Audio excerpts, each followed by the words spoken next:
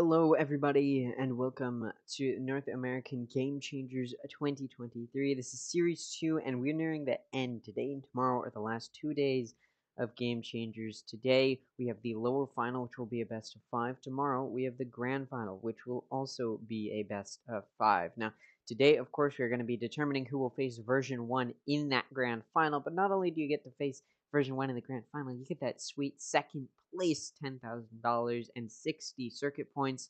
And for both of these teams in the lower final, Disguised and Complexity, these are some big points.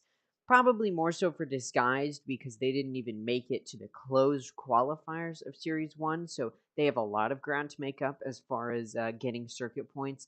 Complexity GX3, on the other hand, did make it to the main event of Series 1. They just didn't do nearly good enough to make enough circuit points to where they could really say they're going to be able to be top 2 of North America at the end of Game Changer Series 3. So both of these teams really want these points, so that way hopefully in Game Changer Series 3, they can either get first or second place again to try and get enough circuit points to be top 2 and qualify for Game Changers champions. So these teams are fighting for a lot right now. There's a lot on the line, other than, of course, the prize money. Now, I say second place because I don't think either of these teams are going to be able to beat version 1 tomorrow, but there's always the chance. Now, Disguise has already faced them. Disguise managed to make it to the upper final where they played version 1 in a best of 3 that ended 2-0 in favor of version 1.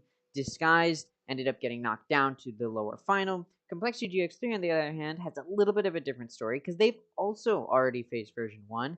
They started in the upper quarterfinals, 2-0'd Shopify Rebellion, which was a big upset, went on to face version 1, where they got 2-0'd by version 1, as expected, got knocked down to lower round 2, where they 2-0'd Evil Geniuses, rematch against Shopify Rebellion, in a best of 3 that went all 3 maps, and ended 2-1 in favor of Complexity, so they make it to the lower final. So currently, Disguised on a bit of a hot streak, especially considering Disguised is a team which, believe it or not, did not actually end up as a team in Series 1. This was not a team that was together during Game Changer Series 1, versus the rest of these teams that made it here to the Game Changer Series 2 were already teams at the end or at the beginning of Series 1 of Game Changers 2023.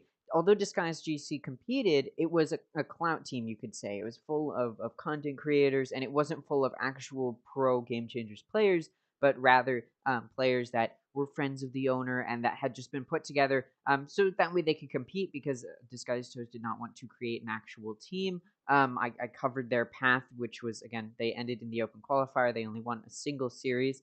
Yeah, so Disguised didn't even have a team in Series 1, and this team that they're currently playing with got put together about a month ago, so a few weeks before the start of Series 2. So it was not that long before the start that they got knocked into it, that they ended up starting playing in Series 2, and this is not a bad team. This is a very well put together team. They've got Katarina and Unstable, two of probably the best duelists in the Game Changers North America space currently. They are just very, very powerful in the way that they play. Katarina ends up actually being the IGL on top of playing Duelist, although yesterday we saw them flex a little bit, or not yesterday, yes, yesterday, I don't know what I'm saying. Yesterday we saw them flex around a little bit and end up trying out Controller, and it didn't really go their way, so maybe we'll see them back on Duelist. And then they've got Lazy Lion as their initiator, they've got Hannah on the Sentinel role, and they got Misu on the Controller role. Really just a very well put together team. These are powerful players. Some of these players you've probably heard of before, like, for example, Katarina or Katarina FPS. It's a very, very well-known pro player, and I believe she was on version 1 last year, or last series, if I'm not mistaken. I can actually double-check that. Or they were on version X. Team Starlight was the team that they were on, I believe. Not entirely sure exactly where everybody was, but the main thing I do know is that they were on, let's see. Oh, they didn't actually compete in Series 1. I thought they did. That's my bad. Anyways, point is, it's a powerful team. They've got some powerful players that actually know what they're doing compared to Series 1, and I'm not trying to knock on those players that ended up playing for Disguise, but they weren't pro players. A few of them had played professionally in some games, a little bit. Tupperware is a pro Game Changers player, but yeah, that was pretty much it. Everybody else was sort of just there to have fun. And so now they're coming into Series 2 with an actual team that sort of got hastily put together before the start of Series 2. and they've made it to the main event, and they made it to the upper final. So they're doing pretty well, but I talked about it a little bit earlier. They're sort of in the upper bracket. They have the sort of easier side, if that makes sense. They had to face Exet, which honestly, Exet should not have been an easy team, but they just didn't look good against Disguise and only got one map up. Disguise was able to beat them, and then FaZe Clan upset and was made an upset and beat out Evil Geniuses, and then just couldn't perform and keep that momentum up against Disguise and got 2-0'd in a very dominant fashion. But then Disguise had to face one of these teams from this area, and it happened to be version 1. And I don't think anybody's ever going to be able to stop the stomp that version 1 is, at least not in Series 2. Maybe in Series 3, these teams will get it together a little bit better, but for now, I don't think anybody's going to beat them. So Disguise, although they're on a bit of a hot streak, I do think Complexity currently looks a little bit stronger. At the very least, I think they're at the same level if you really want to compare them in that regard. Complexity, of course, has competed in multiple Game Changers events prior to this one. This is their first time ever making it to third place in any of the events. So this is their first time ever making it to top 3. This is the first time they've ever made it this far. Same goes for Disguise Game Changers. So these are two teams which have never made it this far in a competition. Disguise is a new team coming into this year. Their new esports are coming into this year of pro play of anything, League of Legends, Valorant. They're a new team coming into this, and so it's both of these teams are sort of in upset positions to be able to get this deep when they really have never been in this position before. But they do end up here, and the question is, will Disguise actually be able to put up a good fight against Complexity, or is Complexity just going to say, no, we're meant to be in the grand final? And again, both of these teams really want that second place position, because let's be honest, that's probably what they're fighting for. I don't think either of these teams can really beat version 1. Best case scenario, they get a map up on version 1. But I think for the most part, these teams are really fighting for second place because, again, neither of these teams have made it this far in a Game Changers event. So both of these teams really want these 60 circuit points. And then hopefully next year in Game Changer Series 3, whichever team gets second here can get second again, because then they'll have hopefully enough circuit points to qualify for the Game Changers Champions, which is, of course, the big LAN tournament with all of the top Game Changers teams. I imagine it's going to be the top tier from North America. That's how it was last year. That's how it has been in years prior. But, they could always change it up. Point is, these teams are fighting for pretty much this is going to be the biggest series. I'm not saying the grand final is not going to be exciting, but it's also a version 1 playing, so they're probably going to be pretty dominant. So this is probably going to be the more exciting of the two series. So yeah, it's really just down to either of these teams to be able to put up a solid performance. I'm going to be honest, what I need to see from Disguise, because they looked really, really weak against version 1, for the simple fact that I think they didn't feel comfortable in the agent comps they were going with. Because they did not have a lot of time coming into Game Changers, throughout Game Changers, they have been testing out new and weird off-meta comps. They often have run double duelists in some cases. For example, on Pro, they've gone Phoenix and Jet, and Phoenix does a lot of that entry role as well. So it's a very interesting situation where Disguise ends up going for these weird off-meta comps. But yesterday on, I believe it was Fracture, I can verify that. No, it was Haven, sorry. Yesterday on Haven, they actually ended up going for the pretty meta pick, which is different from what we've seen from them before. Because here's the thing. Unstable and Katarina are duelist players. The issue arose when Katarina, being on IGL, decided, you know what, I'm going to try out the controller role. And you can see they got 300 ACS. They were performing well.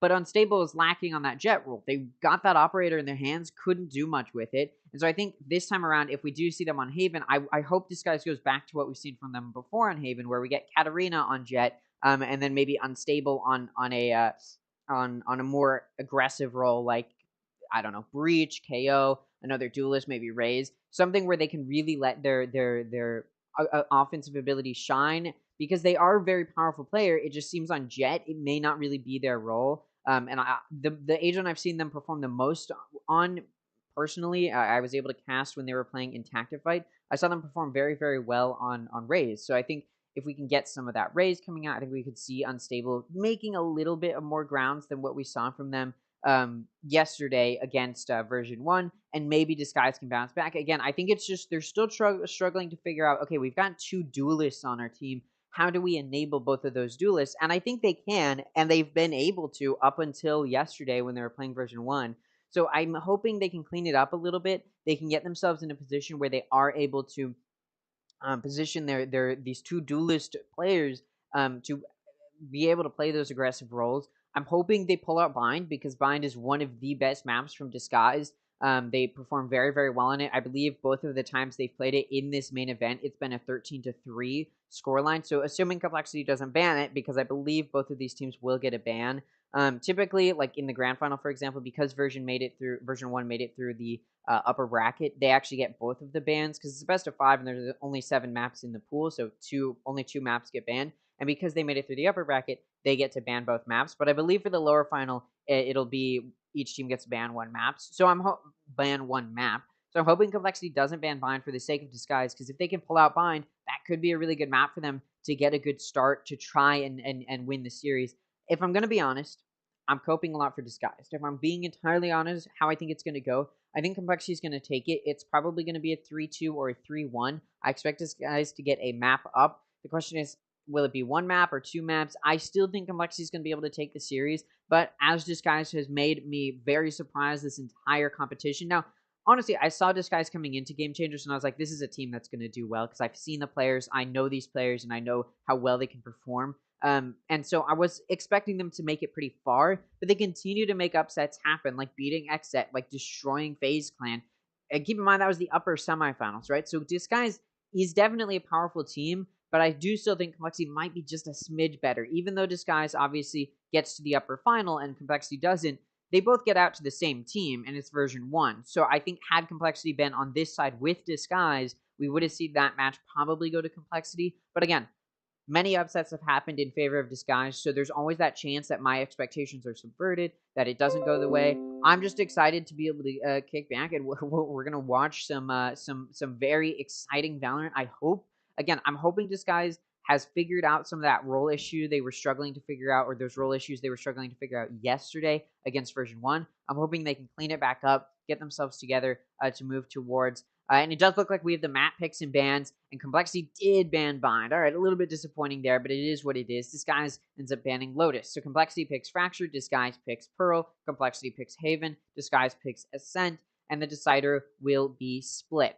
So this is interesting.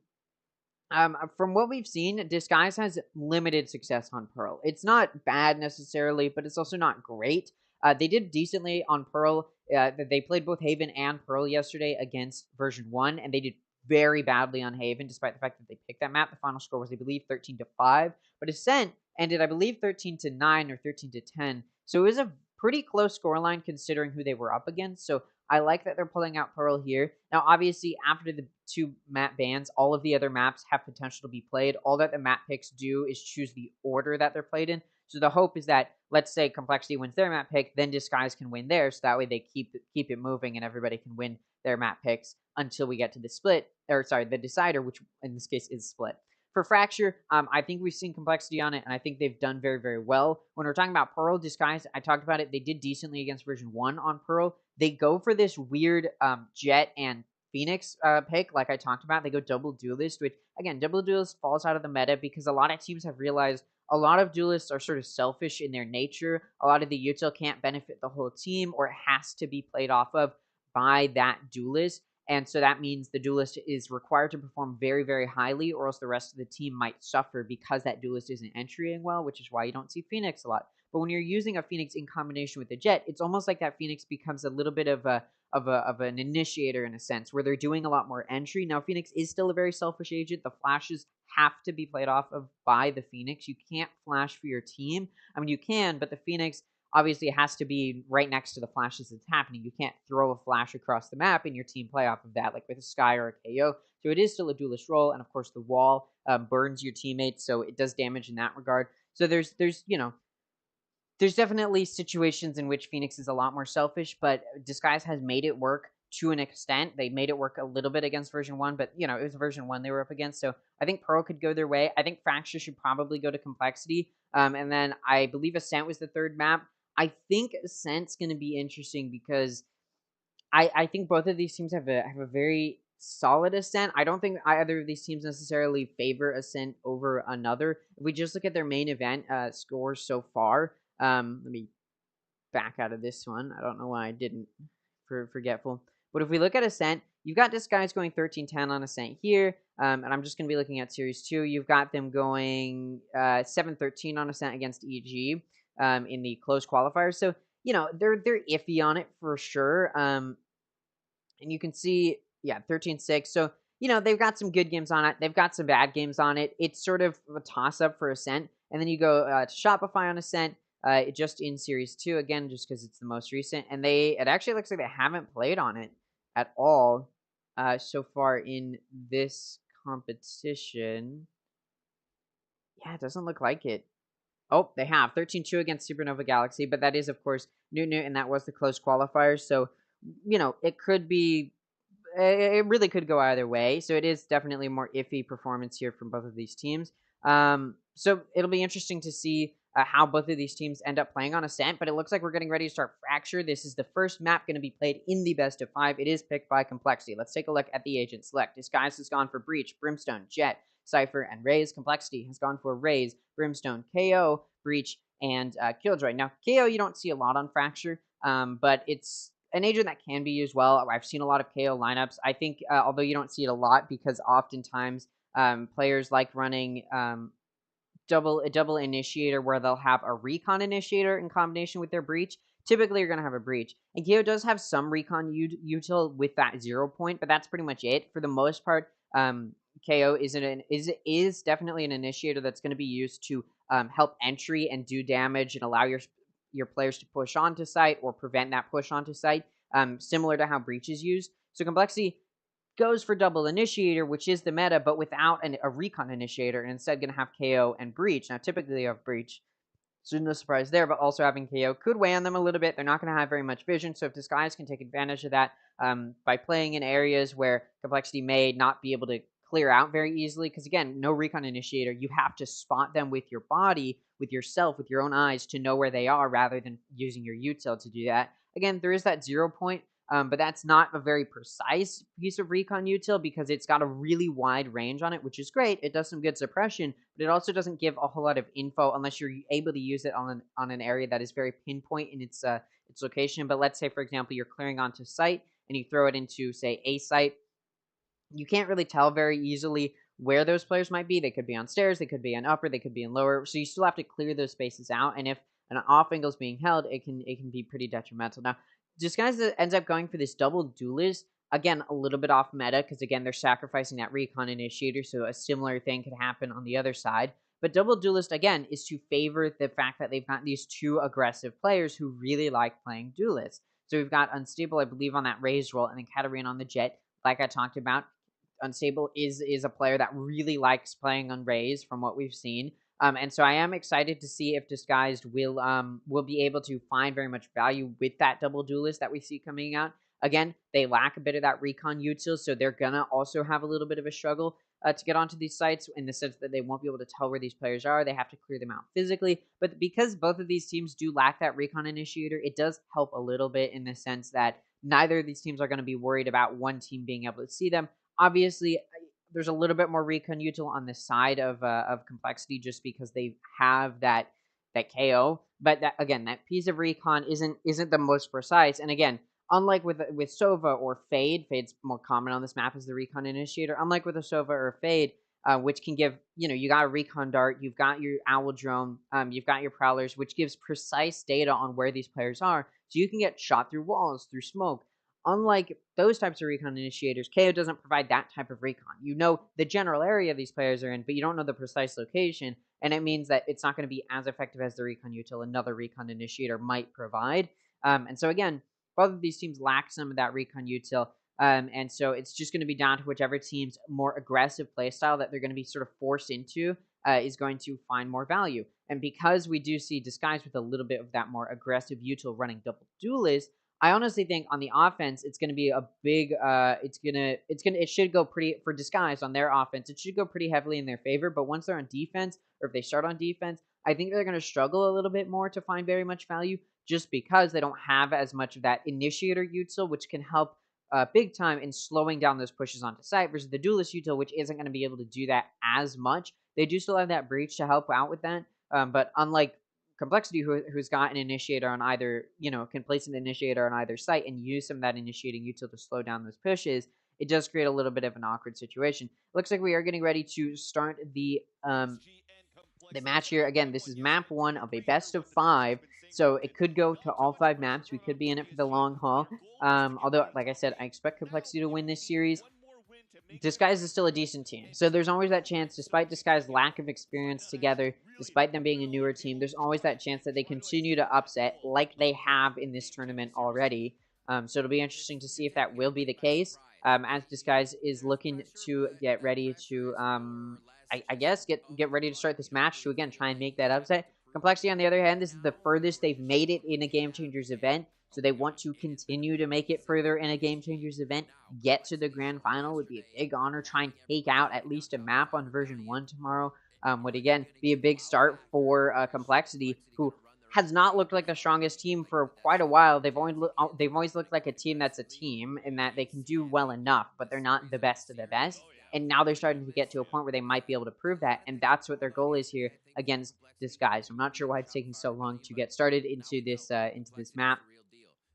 These past few days, I think we've seen, I don't know if it's Complexity. It might have been Complexity. I can't remember. There was one team that kept, like, accidentally picking the wrong agents, and then they had to remake the match. So hopefully that's not the case here. But usually that's what would cause the delays previously. So yeah, hopefully. And at this point, if that were to happen again, I think at that point, that's like, all right, what are you doing here? But yeah, it will be interesting to see. All right, it looks like we're getting into it. Getting ready to start Fracture. Yeah, it doesn't look like... No, it does look like Disguise. No. Yeah, no, it doesn't look like either of these teams have remade completely. So, yeah, like I talked about, Unstable going to... Oh, actually, no, it's the other way around. Unstable's on Jet, not Raze, and Katarina's going to be on Raze. To be fair, Jet's a little bit more focus-heavy, and when you're on IGL, it can be difficult to focus well and also calm. So now that Katarina's got her voice back, I think she's going to be a little bit more willing to talk more. But anyways, this guy's going to start on this offense. Again, they're running double duelist. I favor them on this offense. For me to feel confident they can win this map, I need to see at least 7 rounds on this offense, or else I think it might just go the other way. Fracture's already an offense-sided map, so at least 7 is probably what you're going to be aiming for. More than that, and that's pretty much a plus, and possibly could help you secure the map. This round, Disguise trying to entry onto A has been denied. Claudia takes out Katarina, and Raze from CT takes out 3, and then the 4th onto Hannah. So a complete denial in that push onto A site. They were all coming in through satellite, and a really good job from Raze to shut them all down. Complexity takes the pistol round. As I was talking about how I need Disguise to get at least 7. But it is just a pistol. Doesn't mean a whole lot quite yet. Complexity going to start forcing a buy here, as you do. And Complexity will have better guns here versus the eco that Disguise is going to take. The only purchase for Disguise is that Sheriff, but it's not going to weigh too much. This round, Disguise doing a little bit of split play. They're going to send, it looks like, 2 down towards Dish, playing off of a concussion, but Unstable doesn't end up finding any value on those players in Raze and Kara, who are pushed up. Never mind, they do. They jump out, try and grab that old orb, thinking that Unstable has ran away, but unfortunately for Complexity, they haven't. So both of those players go down, and Lazy Line and Unstable can pick up those guns that have been dropped by Raze and Kara over in Satellite. Meanwhile, the rest of Complexity is going for this flank towards a main, and they actually end up finding value. Claudia takes out 2. Misu and Katarina go down, which evens it out to a 3v3. Jazzykins is able to take out Unstable. And that spike actually went down in the hands of Complexity off of those 2 picks that Claudia found. Hannah's actually able to catch Jazzykins off guard and pick up a stinger off of that. That does now even it back out to a 2v2. But again, this spike is in the hands of Complexity, so Disguise does need to figure out how they're going to retake this. You can see Lazy Lion is wrapped around, coming to try and flank these defenders of this spike. And he may just find a good flank here. And he does. He takes out Claudia. Now it's a 2v1. The fights are isolated, but it doesn't matter. Lace still goes down to the hands of Hannah. And the eco is won by Disguise. So they turn it around, make it a thrifty. A very well executed play. That was very, very smart. I haven't seen very many plays like that, especially in Game Changers, where they end up going for those weird, more strategical plays. I mean, you saw that there. Disguised went for a 2-player push towards Satellite, and then the other 3 were leaning more towards B even, just to see, all right, maybe we'll find some value in Satellite. And they did. that's the type of proactiveness you don't even see often in franchising. So definitely quite surprising to see that come out here from Disguise. I was not ready for that, but it works out. And now Disguise is going to be able to pick up some guns. Complexity is actually going to have to be on an eco because they just lost a round. They were force buying. They were supposed to win that, and they didn't. But look at this. Complexity is such a heavy arcade presence. It's getting denied, though. Unstable finds 1. Katarina finds 3 on Kara, Jazzykins, and Lace. And now it's down to Claudia, who's all the way over on A site to try and at least deny the flawless round. Now, Unstable is 1 tap to literally anything you throw at them. They were on 3 HP. 3 HP. Katarina going to plant that spike, and the Showstopper gets up so early. So we're only on the 3rd round, and that Showstopper's available. You can see Claudia only as a ghost. Again, Complexity had to take an eco this round because of the fact that they lost their previous round, which was a force buy. And this guy's getting a flawless here would mean such a good eco boost as well.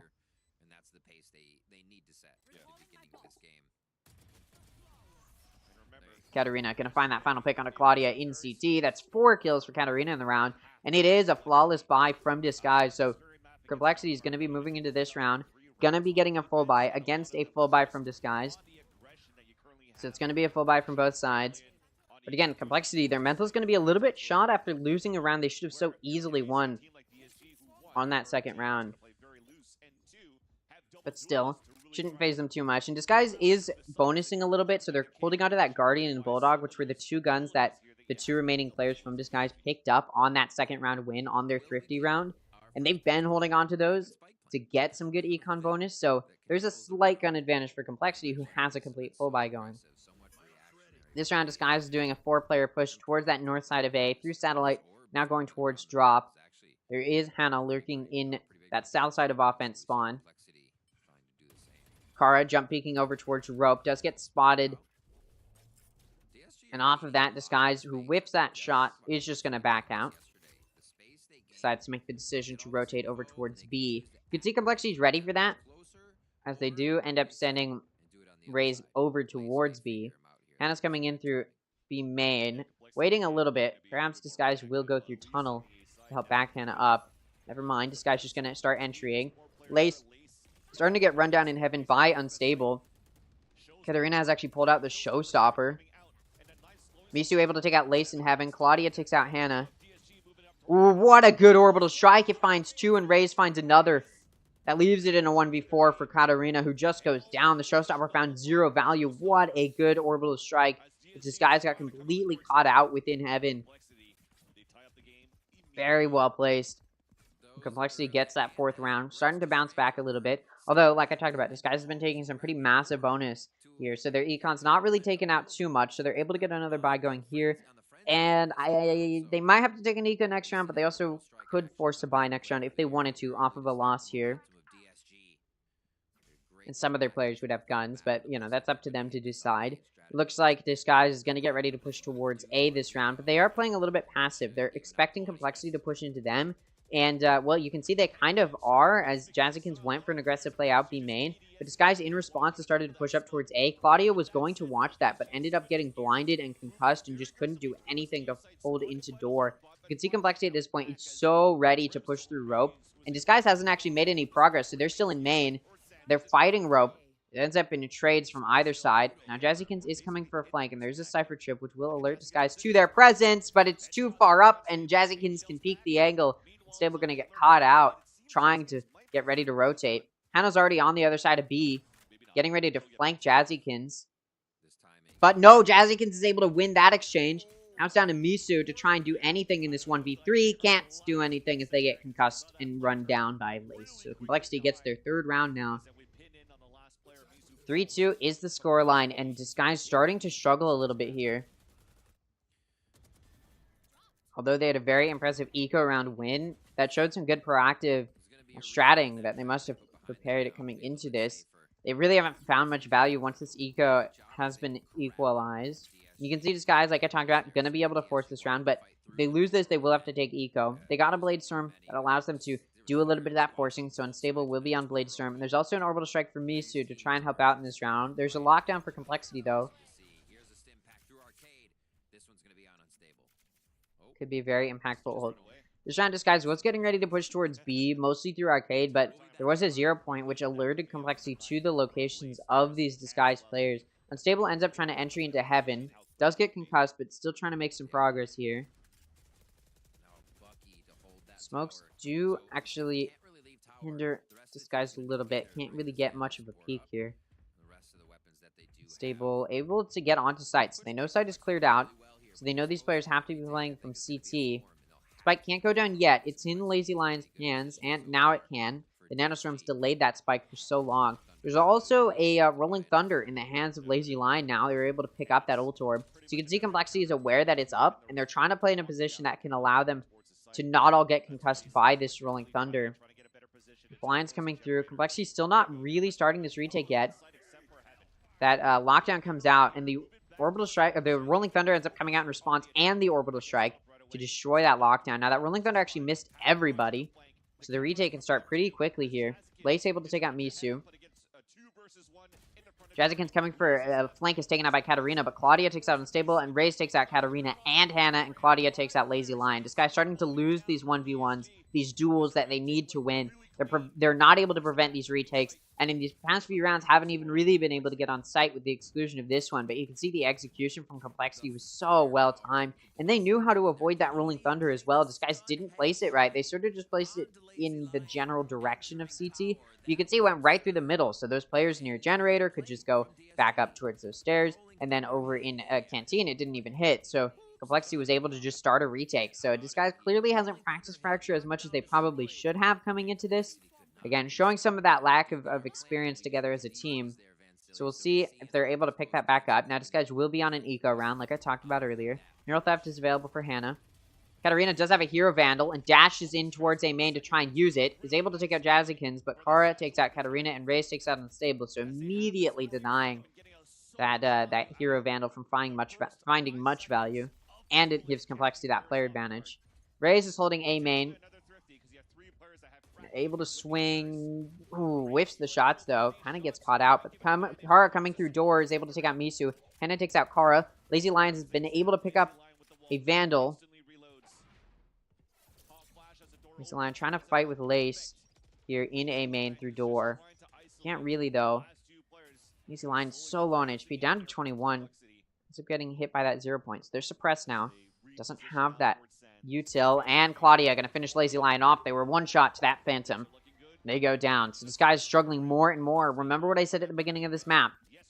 This guy needs at least 7 going into this next half for me to believe they can win the map. And them losing this badly to start it off does not bode well for them, especially considering they're running double duelists. So this should be the side that favors them. And this is an offense-sided map. For the simple reason that the defense has a really hard time preventing that push onto site, but Disguise has been halted in those pushes onto site. So timeout being taken. And although Disguise was able to, again, they won that eco very early on, which should have led to a very good start for them. But it just seems like once they got those guns in their hands, they had not really practiced or thought out how to execute well onto site. They keep getting caught out. When they push into A, they keep getting caught out in those entrances. And then when they go into B, that one round they went B, they were able to get onto the site. Spike went down, but they misused their ultimate abilities, and Complexity could start a retake very quickly. And Disguise had no idea how to stop that execution as far as using their util, because they just used all of their ults. They were like, all right, now what? And they used some of their util to clear out the site as well, so they just didn't have anything to halt the retake with, and they all got picked off pretty easily. So I think Disguise just needs to do a better job of understanding how to stop those retakes. Use their util a little bit more efficiently to get onto the site and then stop that retake that Complexity has practiced so well. For sure, Complexity knows how to do multiple different types of retakes as well. They did pick this map for a reason. Neural Theft is available for Hannah. Orbital Strike is available for Raze. They're 1 ult point away from a Showstomper as well. Both teams are, actually. This guy's getting ready to push towards A. Jazzikins going to be challenging it. The Boombot does get caught out. This guy wants to swing it, but really can't. Jazzikins ends up pushing up. That Orbital Strike, it's going to take out Misu. Concussion helps do that. And then a grenade finishes off Katarina and Lazy Lion. It's over. This guy is going to just lose their bye like this. I mean, how do you let that happen? They got caught out so easily. What a good combo for Complexity. They knew exactly how to execute that. Again, it shows the lack of I mean, no, that was just a good play. I think that shows the experience that Complexity has on this map, the practice they have. IGLing really doing a good job in that regard. Looks like these players for this guy's still gonna try and commit to A. I mean, I've seen 2v5s. I've even seen 1v5, so it's possible. Jazikins in CT does see them getting onto the site. Ray swings from rope, trying to maybe get a pick, but can't really. Paint shell's gonna come out from Jazikins. There's concussion in Car's hands, so once that spike gets tapped, it's gonna come out. Look at Hannah though. Pushed up towards CT, deeper than what Jazikins is expecting, but it doesn't matter. Jazzy's still able to win the encounter and swing to take out Unstable. This guy is starting to show a very, very, I don't know, they've lost hope, it seems. They're just losing these gunfights they should be able to win. I think this guy is just nervous here.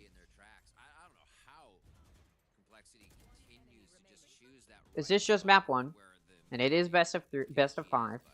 So there's quite a bit of room still for this guys to recover, but still, you don't want to go out this dominantly on map 1. That's not a good hit to your mental.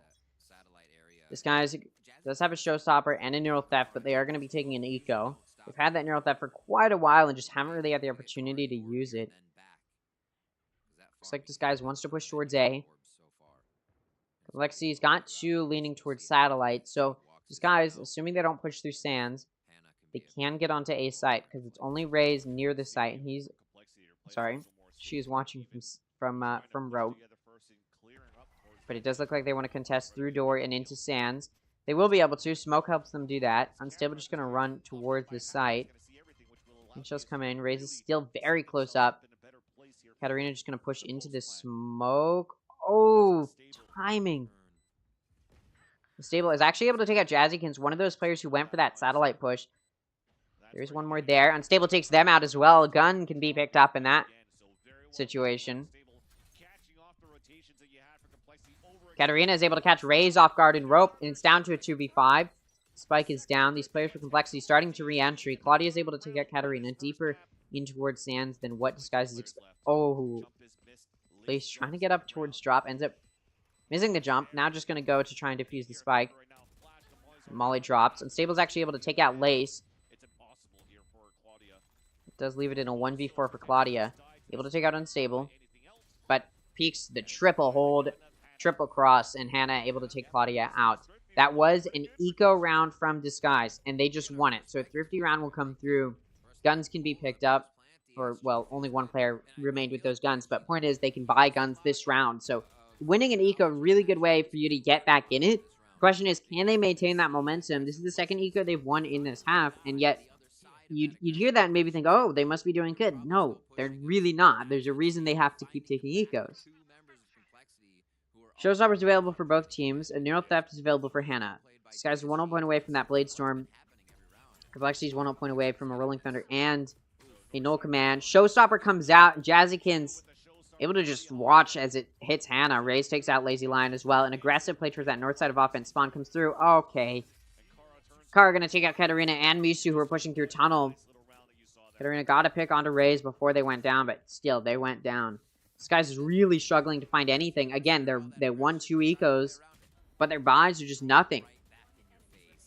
It's like, oh, sure, a Sheriff. I'll aim well with that, but you get me a gun that has semi-auto capability?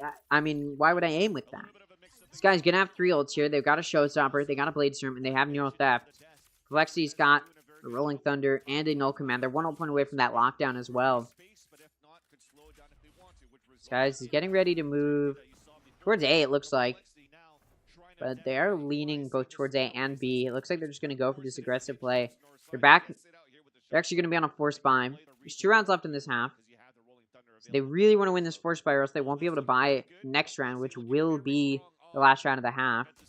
Katarina and Raze do meet each other. Raze peeking B main. Katarina does a bit of damage to Raze. Kill does not come through, though. Head tap not present there. Stable getting ready to clear into Heaven. Gets pushed back by Nanostorm, and they did spot Claudia in B Heaven. Now Hannah, who's testing up towards Satellite, getting pushed back. Baits out some Util in that paint shells.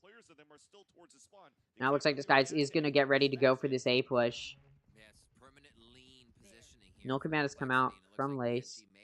This conclude itself here, though. Rolling Thunder is available for Complexity here, and there you go. It comes out to stop that push through drop. And now Disguise is actually rotating. Running it over towards B. This is going to have to be very quick in this take, because they've got 25 seconds left. You can see Complexity is getting wary of this. One of the biggest advantages for the defense, although it is an offense-sided map, the defense can rotate very, very quickly here. Oh, Katarina able to line them up. Kara and Lace go down in CT. Claudia takes out Unstable. Ray's able to take out Katarina, who's trying to enter with Lockdown. But Misu takes out Ray's. It's now making it a 1v3. The Neural Theft gets to come out. The Spike goes down with less than a second remaining. Jazzykins has to clutch out a 1v3. They know where she's coming from in Generator. Jazzykins pushing up here. And gets swung and taken out by Misu. So, this guy wins that force buy that, they, like I said, they really needed to win, which does give them a pretty big advantage here. Now they're going into final round of this half. Now, I said Disguise needs at least 7 rounds going into this next half for me to feel confident they can win. But it's looking like, at this point, they're trying to make sure Complexity only gets those 7 rounds. This guy's running this more offense-sided team comp will struggle on this defense. It's not completely unwinnable. Again, weirder things have happened, but offense-sided map, running an offense-sided team comp, their defense is going to struggle a little bit. They're going to have to go for aggressive plays, and, well, they've struggled on this offense to find those aggressive plays with any value, so they may struggle a little bit. This guy's getting ready to push towards A. Complexity was expecting a B hit, so if this guy picks up the pace here, they may be able to get on pretty quickly. And it looks like they will get on pretty quickly. Complexity going to be locked into CT. This util can be used. Ooh, Katarina watching Rope from on top of Rope. Ends up getting cleared out by Lace. Lazy Lion gets the spike down, but is caught out in the fragment. Rolling Thunder ends up coming out, which allows Unstable to take out Lace and Misu to take out Jazzykins and Sands. Hannah takes out Raze on Rope, and a flank from Hannah also allows them to take out Kara and Claudia for 3 kills for 3 kills in the round for Hannah, and the round goes to Disguise. There you go. 7-5 is the score. Complexity up 2 rounds coming into this half. If Disguise gets this pistol, it could be a good way for them to try and even it out and try and get it back into their hands. And if they get the pistol after the first 3 rounds, it'll probably be 8-7, so only a 1-round advantage for Complexity. But again, Disguise does not have a very defense-heavy team comp.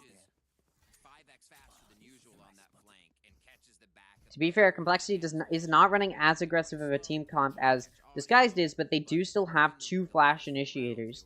So they're going to be a little bit more aggressive in this offense, assuming they know how to execute onto the site well, which they picked the map. So they probably can. If they have good site executes and know how to use this util effectively, it could be very, very dominant for them. 0 point comes out. Stable's able to destroy it, so it won't detect Unstable in heaven, although they do know someone's there. Either on site or in heaven. Jazzykins gets stunned by their own teammate. Jazzykins wants to try and go for the plant, but ends up getting sprayed a little bit through the smoke. And now Complexity backing up, moving towards A.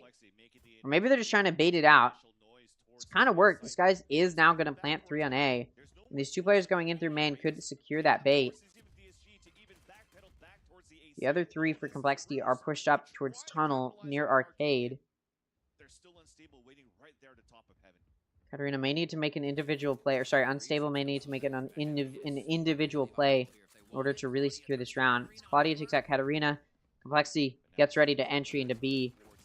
And Lace takes out Misu. So Unstable will have to do some good play here. Gets 1, but not going to find another. As Lace takes out Unstable, it makes it a 2v4 for Disguise players. And again, they need this pistol. If they don't get this pistol, it's an even bigger lead for Complexity to take here. Start off this half. And again, Disguise is not going to have a fun time on this defense. There's a flank coming through from Claudia. Disguise should be aware of that. They knew Claudia was on A. Hannah's able to take out Raze. Claudia, though, with the flank, is able to take out Hannah, and then Lace takes out Lazy Lion. So this round will go to Complexity. And that does now make it so Disguise loses that pistol, and Complexity can widen this gap. Now, Disguise did win their eco after the pistol round win in the previous half. But I doubt the same thing will happen here, if I'm honest. There's a chance. There's always a chance, but this is complexity we're talking about. I don't think they're going to let the same mistake happen again. Complexity getting ready to entry towards A. They're sending 3 through that north side, through satellite, now going in towards drop. Skies is 3 on A, so they may be able to put up a good defense here. See if they can. Jazzykin's trying to entry onto side. Able to take out Hannah. Does get traded by Misu, but then Lace trades off Misu. But from underside, Katarina takes out Lace. Still, though, Kara is able to take out Unstable. Katarina is able to take out Kara. The remaining player, though, as the rest of their team has fallen slowly, and Ray finishes Katarina off. Katarina can say, I got mine, but that doesn't really help. This Disguise is starting to struggle to find much of anything for those players that aren't Unstable or Katarina. And this is the side where you need your whole team to be performing well. And although it's a decent round, Disguise struggles a little bit. Now, that was an eco from Disguise and a buy from Complexity, or a forced buy. And now Disguise is going to be on a buy. So they're going to have a gun advantage here. They should be able to win this round. If they don't, it's a done deal. The map's over. If they do, it could be a good start of some momentum. Looks like Complexity wants to aggress towards B, coming in through that south side, Unstable on top of Generator, able to find one pick onto Jazzykins. Whiffs a few shots after, but Misu is able to follow it up by taking out Kara. I believe that was through a smoke as well. Complexity does get the spike down. B site has been taken. 2-player advantage for Disguise. Could make this an easier round for them. Lace ends up pulling out the null command in Heaven. Ooh, and spotted by Katarina as well.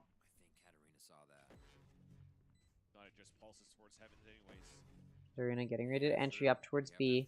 Waiting out the null command before going. Lace is able to take out Katarina. You see Unstable able to flank. Doesn't even need to as Lazy Lion finds that pick. Ooh, Molly ends up missing. The spike can be held here by Unstable. And Hannah takes out Claudia. Spray needs to come through, and it doesn't in time. And Hannah's able to take out Raze. 3 players left alive for Disguise means it's a pretty successful buy. And they take the round they really needed to take. But now they need to turn it into some forward momentum. They need to win these rounds coming up. They need to win these buy rounds coming up. These buys from both sides, which this next round will be. So we need to see Disguise understand how to play this defense with this double duelist. You go double duelist for a reason, and it's because you want to play aggressive. So we'll see if Disguise is able to play that aggressive strategy and find value with it, or if it's just going to get denied. Obviously, Complexity is going to be aware that there could be those aggressive plays. Look at that. 0 Point does such a good job of clearing out so much space into A main, and it prevents that Jet from finding much value. And now Complexity can push up without the worry of an aggressive hold from Disguise. They're actually going to go for the flank. Lace is watching this little crevice. Can they find the pick? They can. Unstable goes down. Good crosshair placement. Allows for that pick to come through. Now it's a 5v4 for the remaining Complexity players. Should be a decently easy round. Although Complexity is warded off of this B main push by Incendiary from Molly. So they won't be able to get in yet. Now they're going to think about entering. They send a boom pack, but no, they're just going to back out. Move back towards A, where they've already found a pick. But you can see Disguise is ready for that A push. So although Complexity is going for this fluidity and willingness to move, Disguise is also very willing to move. And off of seeing that aggression, now Disguise gets ready to defend this A site. Katarina on site will need to be cleared out. Aftershock actually does a good job of preventing this push in. Because Complexity is waiting so long to push in, if this util is used effectively enough, the push can be slowed down. Look at that. Lazy Lion pushes through a smoke and finds 3. Looking for another if they can help it. And they do. 4 kills. Now looking for the ace onto Claudia, who's in drop. Oh, whiffs the jump. Gets caught out by Claudia. Right into them with the knife out. But yeah, round does go to Disguise. Again, much needed round win. So Complexity's attempts to be so fluid in their movement between the sites to try and fake out Disguised isn't really bought by Disguised. And that's one of the disadvantages for the offense on Fracture, because it's unique in the sense that it's a very quick rotate for the defense. So you can be as fluid as you want, rotate as quickly as you want.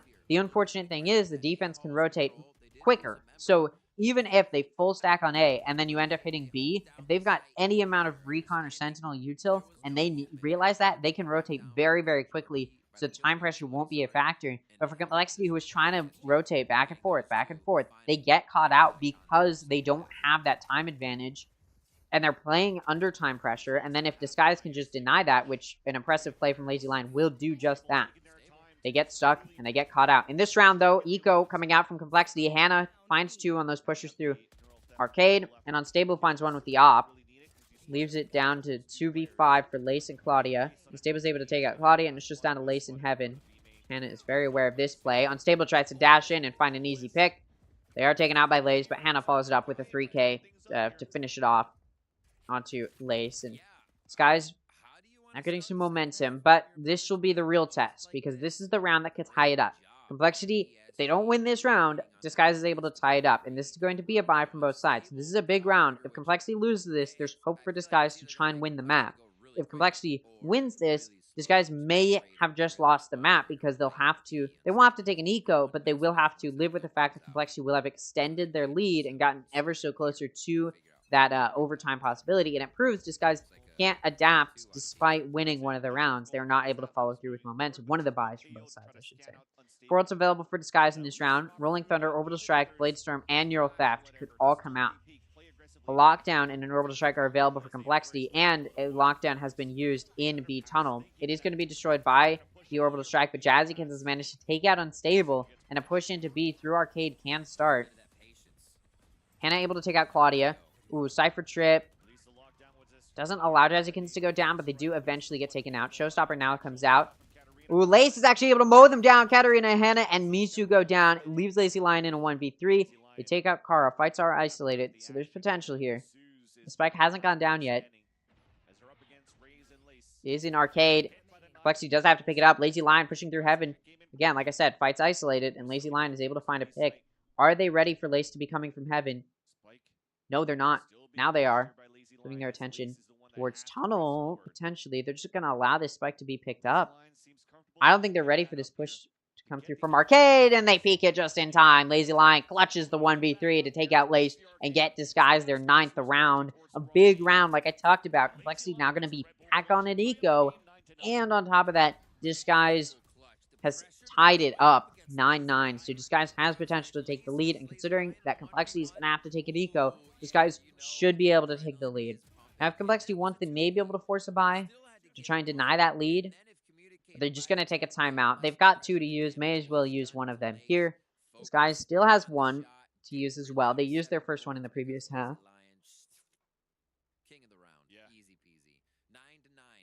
Disguise in such a good spot here. They've got some good momentum. And although after that first half going so poorly for Disguise, where they end up going to this half where they have the disadvantage, I was expecting them to not be able to put up that good of a performance, because their executes, their map, their fundamental understanding of Fracture didn't look that good in the first half. But it just seems like they understand how to play double duelist on this defense. And they're not even necessarily going for aggressive plays. They're just able to win their duels when they need to. It just seems like suddenly their mechanical skill boosted itself coming into and their situational awareness boosted itself coming into this defense. To be fair, defense is inherently the easier side, because you're responding to what the offense does rather than having to make the plays yourself. However, in pro play, that doesn't matter as much, right? It's like how in chess, the white pieces are inherently going to have an advantage because they get the first move, but in actuality, in practice, it really doesn't actually matter. So that's sort of the situation here. You got a Showstopper, an Orbital Strike, and a Null Command available for Complexity. Disguise has a Blade Storm. Complexity's actually just going to run in this eco. They are taking eco. Just going to run it down through Arcade and into B. Through the smoke, Lazy Lion, after hearing the tap, Kara goes down. Really nice accuracy. Aftershock and Paint Shells come through, and they finish Raze off. Lazy Lion going to be the one to find that kill. Jazzykins pulls out the Showstopper, but this guy just going to play it safe. Hey, you're going to have to come to us if you want to find that kill. And, well, there's just no time. Lazy Lion able to take out Claudia, who was trying to aggress. Katarina going to take out Jazzykins. It's down to Lace in a 1v5. Sure, Lazy Lion is low, but it doesn't matter. Misu going to run it down, and Lace gets shorted to death by Misu, or Lace gets shorty to death by Misu. Yeah, that's what I said. The spike can be diffused here. It wasn't down for that long. There's no time pressure at all. Lazy Lion can get themselves 1 ult point away from a Rolling Thunder, and Disguise takes the lead. Starting to look like Fracture is more and more winnable than it initially was in the first half. Now, Complexity back on a bye, and this is going to be their first bye off of that timeout. This is another very impactful round. That previous round was impactful because it allowed, the previous bye round was impactful because it was the round to decide if Disguise was going to be able to tie it up and have the chance to take the lead. Complexity, now, this is a very important round because if Complexity doesn't win this, they might be able to buy next round, but it'll be an awkward force, so they'll be at a gun disadvantage, and that may just allow Disguise to get to the 12th round. So this is a big round. Complexity needs this to at least try and take it to OT. Orbital Strike, Null Command, and Rolling Thunder are there to help them do it. Unstable playing aggressively in drop, trying to find a pick with the op, but does get traded off. Katarina's able to take out Claudia in this push. Jazzykins does trade it off. Look at where Hannah's playing. Able to find the flank pick onto Raze. Raze does take out Lazy Lion before it goes down, though. And that does allow for a 2v2 situation. The trade pick is very good. Spike does need to be picked up here. And it will be. Misu's able to take out Kara. Jazzykins takes out Misu. It's a 1v1. Health is lower for Jazzykins, but it doesn't matter because it's a head tap from Hannah to finish it off. And Disguise will take their 11th round. Complexity now on low eco may just have to take an eco round. They have another timeout to use if they want to. And I think they might want to, as we're nearing the end of this half, if they don't do something to stop Disguise. Reminder, this is one of Complexity's map picks. Now, it's a best of 5. There's still so much opportunity for Complexity to take this back. And although I had Complexity winning this series coming into it, it's starting to look like Disguise is putting up more of a fight than I thought. Especially after that first half, I really thought that they weren't going to put up much of a fight and it was going to go to Complexity. But yeah, you see Complexity forcing, and you see Raze having to use a Guardian. So still a pretty decent buy. So this is still an opportunity for Complexity to get back in this. Null Command and Orbital Strike are available. Rolling Thunder is now up for Lazy Lion, though. So Disguise can have a bit of an easier time winning this. Or sorry, Complexity can have a bit of a harder time winning this. Just because that Rolling Thunder is available. Null Command comes out, so Rolling Thunder is denied. So Complexity just going to have to get sprayed through the smoke, and that's exactly what happens. Katarina takes out Raze. Spike does go down. And Lace trying to entry in through Canteen. Does end up getting taken out. Kara's actually pushed up through Canteen, trying to find an easy pick. But doesn't. Instead, gets picked off easily themselves by Misu. It's now down to a 2v5. Jazzykins in Heaven getting run down. Claudia in main gets taken out. The Spike can start to be diffused. Jazzykins loses the 1v1 with Unstable. Their mental is starting to get shot. And Disguise will take the 12th round. Low eco now for Complexity. Timeout likely going to come through as Complexity will have to make an awkward force buy to try and start momentum to get 3 rounds in a row to take it to OT. It's not looking winnable for Complexity. And it seems a double initiator, lacking a recon initiator, instead going for a second flash initiator, has started to weigh on Complexity as they haven't been able to take advantage or really use that additional aggressive util in any meaningful way. And instead, they're swinging a lot of these angles with their bodies. Disguise is able to spray them through the smoke very easily. And Complexity is not able to deny it. They're not able to gain positional advantage of each site very effectively. You see this round, Disguise places 4 on B to go for an aggressive push out arcade. It's not an arcade setup, though, and that turret confirms it. It's actually going to be a B main push. It's going to be Hannah on site to see it. They're able to take out Jazzykins. Orbital Strike now comes out as well. Try and do some damage. Aftershock nearly takes out Hannah, but Hannah is able to get into Heaven. That Spike is down on B. Complexity will need to retake it. Incendiary and B main prevents that prevents that push through B main. Complexity wasn't going to go there. They're actually starting to go through tunnel. Stable's going to be able to watch this along with Hannah. Hannah's going to be the first to see it. Hannah whiffs the initial shot, and Lace is able to punish. Stable, though, gets behind. They don't swing her, and she's able to take out Lace. Does go down to Raze, though. That makes it a 3v3. Orbital Strike is available for Complexity, and they're going to use it likely in Heaven. Yeah, there you go. But nobody's in Heaven, so it's not going to find a pick. She ends up just slowing Complexity's push into Heaven down. Claudia in that south side of B, getting run down. Does get taken out. Does find a pick, so it gets traded. But then Katarina takes out Kara, and Lazy Lion takes out Raze. 13-9, the final score. Map 1, as Disguise will win the first map of the best of 5. And that was one of the map picks from Complexity. So not of the best start for Disguise, or sorry, for Complexity to put up the fight I think a lot of us were expecting, because they came into the second half up 7-5, and they only won 2 rounds, and it was the first 2. It was those initial first 2 off of the pistol, and since then they didn't get anything else. A very disappointing start for Complexity, who was honestly, in my opinion, is favored to win the series, especially considering who they've had to fight, because Complexity had to fight Evil Geniuses, who, by the way, beat Disguised in the close qualifiers, and Complexity beat them 2-0. Complexity had to beat Shopify Rebellion twice in this main event. Complexity in the closed qualifiers had to fight up against Newt and ended up losing to Xset, but then went on to beat Valeris. Probably easier matches, but still, the point is, Complexity's had to fight through so much, and their top 3, they were not in the easier side of this bracket, or what you could call the easier side of this bracket. Complexity had to fight up against Shopify Rebellion, top 3 last time, in the last Game Changers. I'll go ahead and pull it up for you. Wait, what?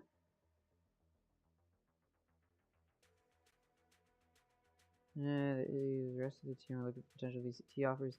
As I mentioned, that the team does not want to continue together next year, but also that each of his players want to compete at the highest level and deserve to shine in VCT. So MVC is still guaranteed after placement. Roster showed consistent performance.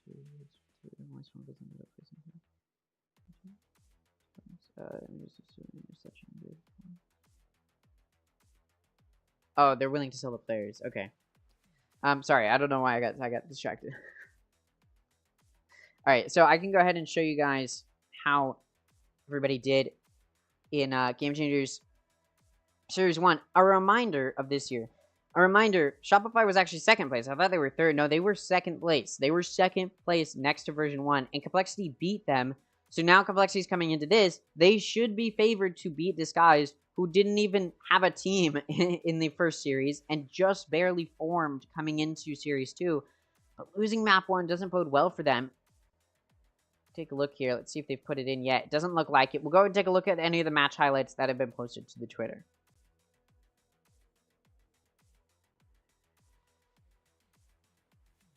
It's the paint shells that slows down DSG and gets them just ready throughout this smoke.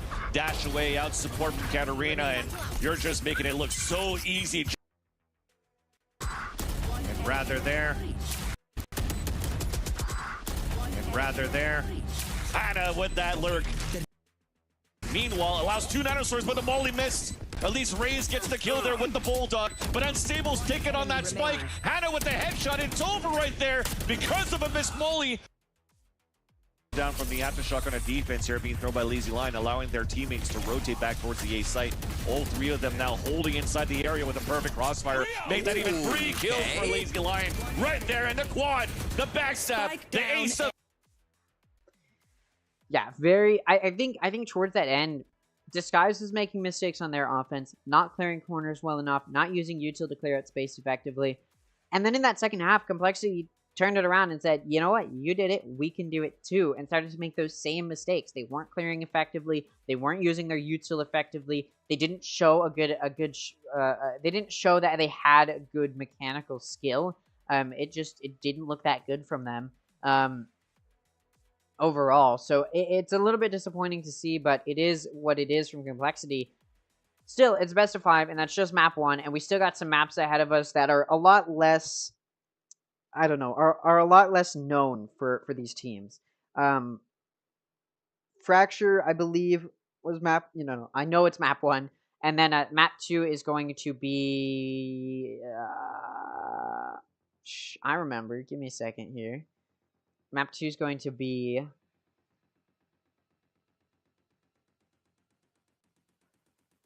Map 2 is going to be Pearl, which I've talked about before, is a pretty okay map for Disguised. It's not, like, super heavily in their favor. Disguised's best map is Bind, which was banned coming into this. So, they have to settle for a map like Pearl. Pearl's a decent map for Disguised. They haven't done super great on it, again, but also they put up a decent showing against version 1 on it yesterday, and they go for this sort of weird off-meta comp, so Complexity might get shut down there. They also might be able to find value, though. They might be able to find some surprising value. It's really all kind of a toss-up here. I'm just trying to see... I'm waiting for them to input the scores and such, so that way I can look at the player performance.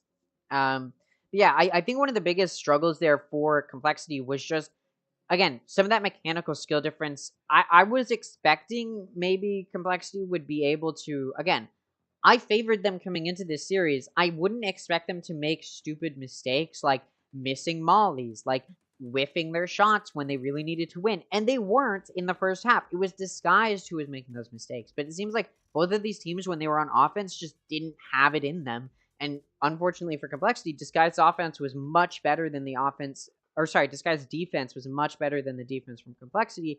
Again, which is weird to say considering this is a defense-sided map. An offense-sided map, but still, it is very, it's very strange to see.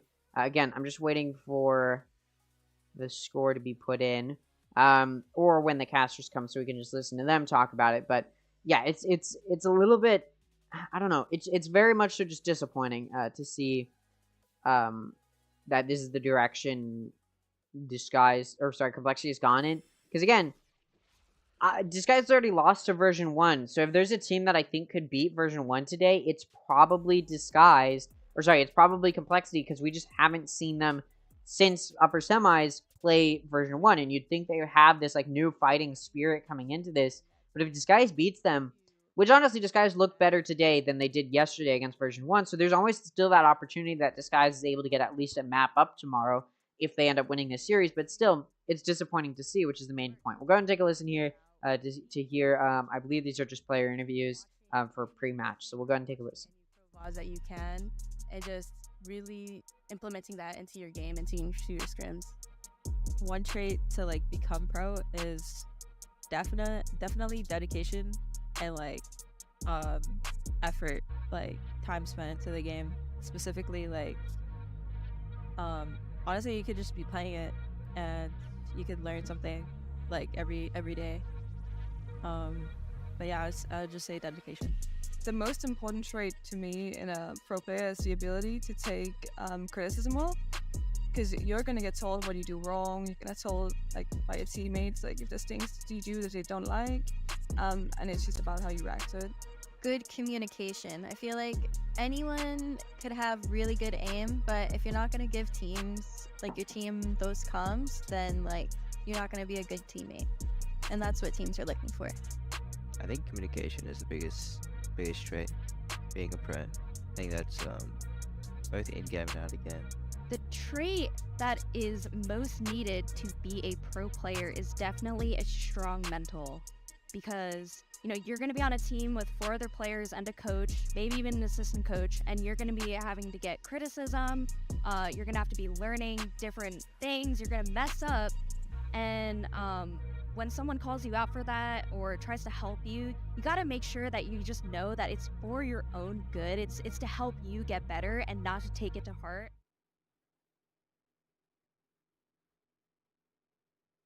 8 rounds in a row for DSG to come back in map number 1 of our lower final. Welcome back to the Valorant Game Changers Series 2 NA presented by Verizon. I'm Mimi, joined again by Bach and Wyatt. And Wyatt, this series has already started off with a surprise. DSG looked out of that map, but then run a near flawless defensive side.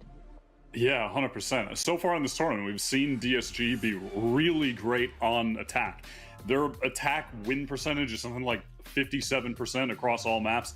And on defense, it's like about 11% lower, which is really significant. So for them to make a huge comeback here on defense, that really provides a lot of hope for them in the rest of this series if they can keep that up. That definitely looked like it was over. We thought, you know, this is it. Complexity is going to close out map 1. It's going to be on to map 2. But DSG just kept winning round after round, and even though some of them got close, they had resilience, and they just kept in it. And then they take control, and you're like, oh my gosh, how is Complexity letting this happen? And this is exactly what we talked about in the pregame, was Complexity needs to prevent DSG from snowballing. They need to keep them from building that momentum, because now they're getting the confidence in them.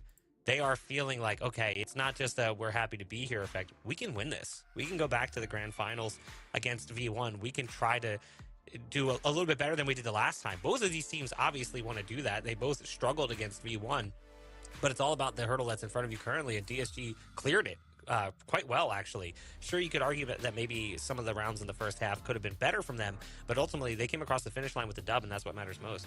Yeah, it does matter in the end, but the player who really helped propel that comeback into existence for DSG was Lazy Lion, who had so many clutches and pop-off moments. I mean, they looked perfect in the second half, Wyatt. Yeah, absolutely. What I loved from DSG on this second half, though you can see Lazy Lion going crazy right here individually, a lot of it was the setup. Their team play looked great. You could see how much value all of their utility pieces were getting. The ults were well timed, the stuns to retake tower where you're seeing Lazy Lion right now, and then also just the individual. It's genuinely what we were saying before. Lazy Lion is just the full package player. The setup with the utility on the initiators, perfect. Put them in a situation where they have to win a round with either a clutch or getting the crucial kills.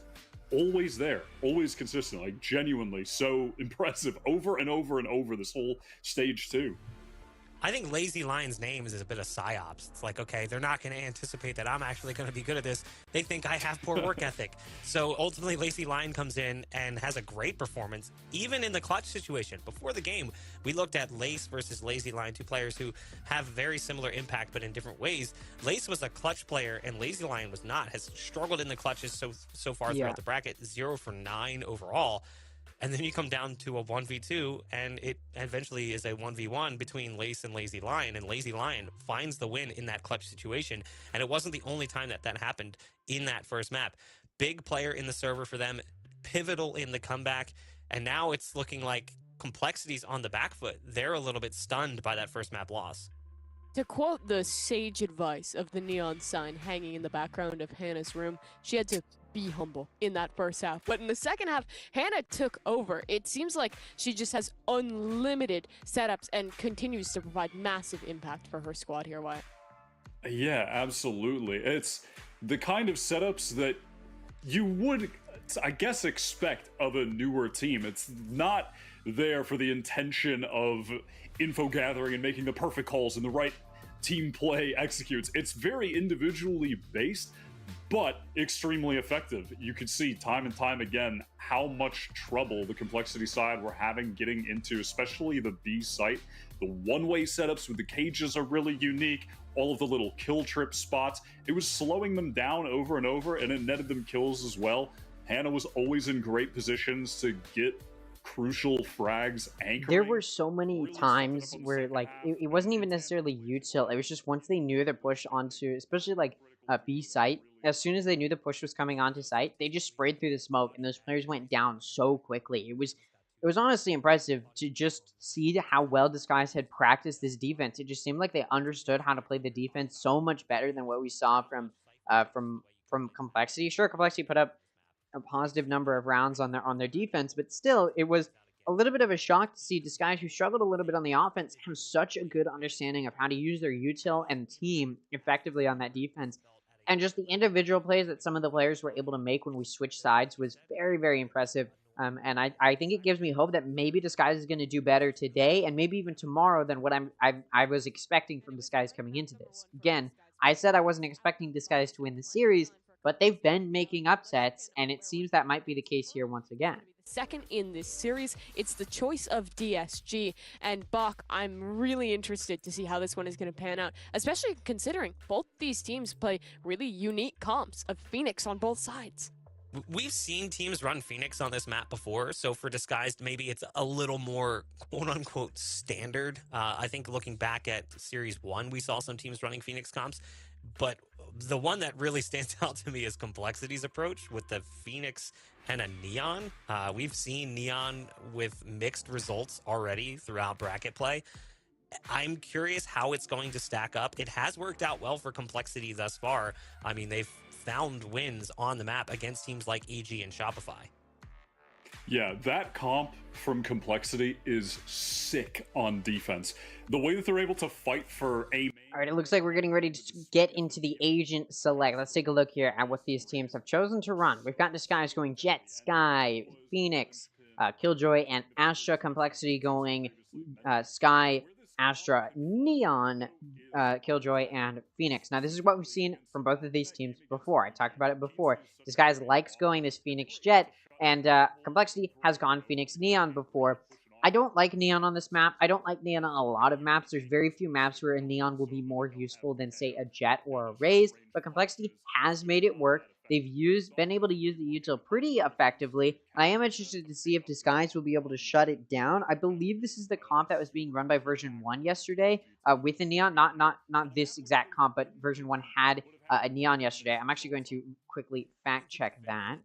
Against Disguised, no, yeah, I was wrong.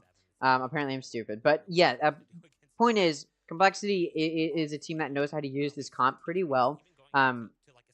And so I'm interested to see if this Neon will find very much value. Again, coming off of how Fracture went, where I thought it was probably going to go to Complexity, knowing that this guy put up a 13-9 score. Sure, they still lost, but 9-13 is not bad from Disguise on Pearl, especially considering it was against version 1, who is expected to win the whole of Game Changers North America and likely do very, very well in Game Changers Champions. So it's, you know, considering they were up against version 1, considering who they were up against, 9 rounds on Pearl isn't bad, and so there's no question why Disguise picks it here. Obviously, if Find was in the pool, they would have picked Find, but it's not. Complexity banned it. So seeing Disguise on Pearl, I am interested to see how it'll go. Complexity doesn't have a necessarily bad Pearl either, but it's also in a similar situation where it's like they've had some decent games, they've had some bad games. So it could really go either way on Pearl, but Disguise picking it does show some level of confidence, especially, again, considering how well they played on it yesterday against version 1.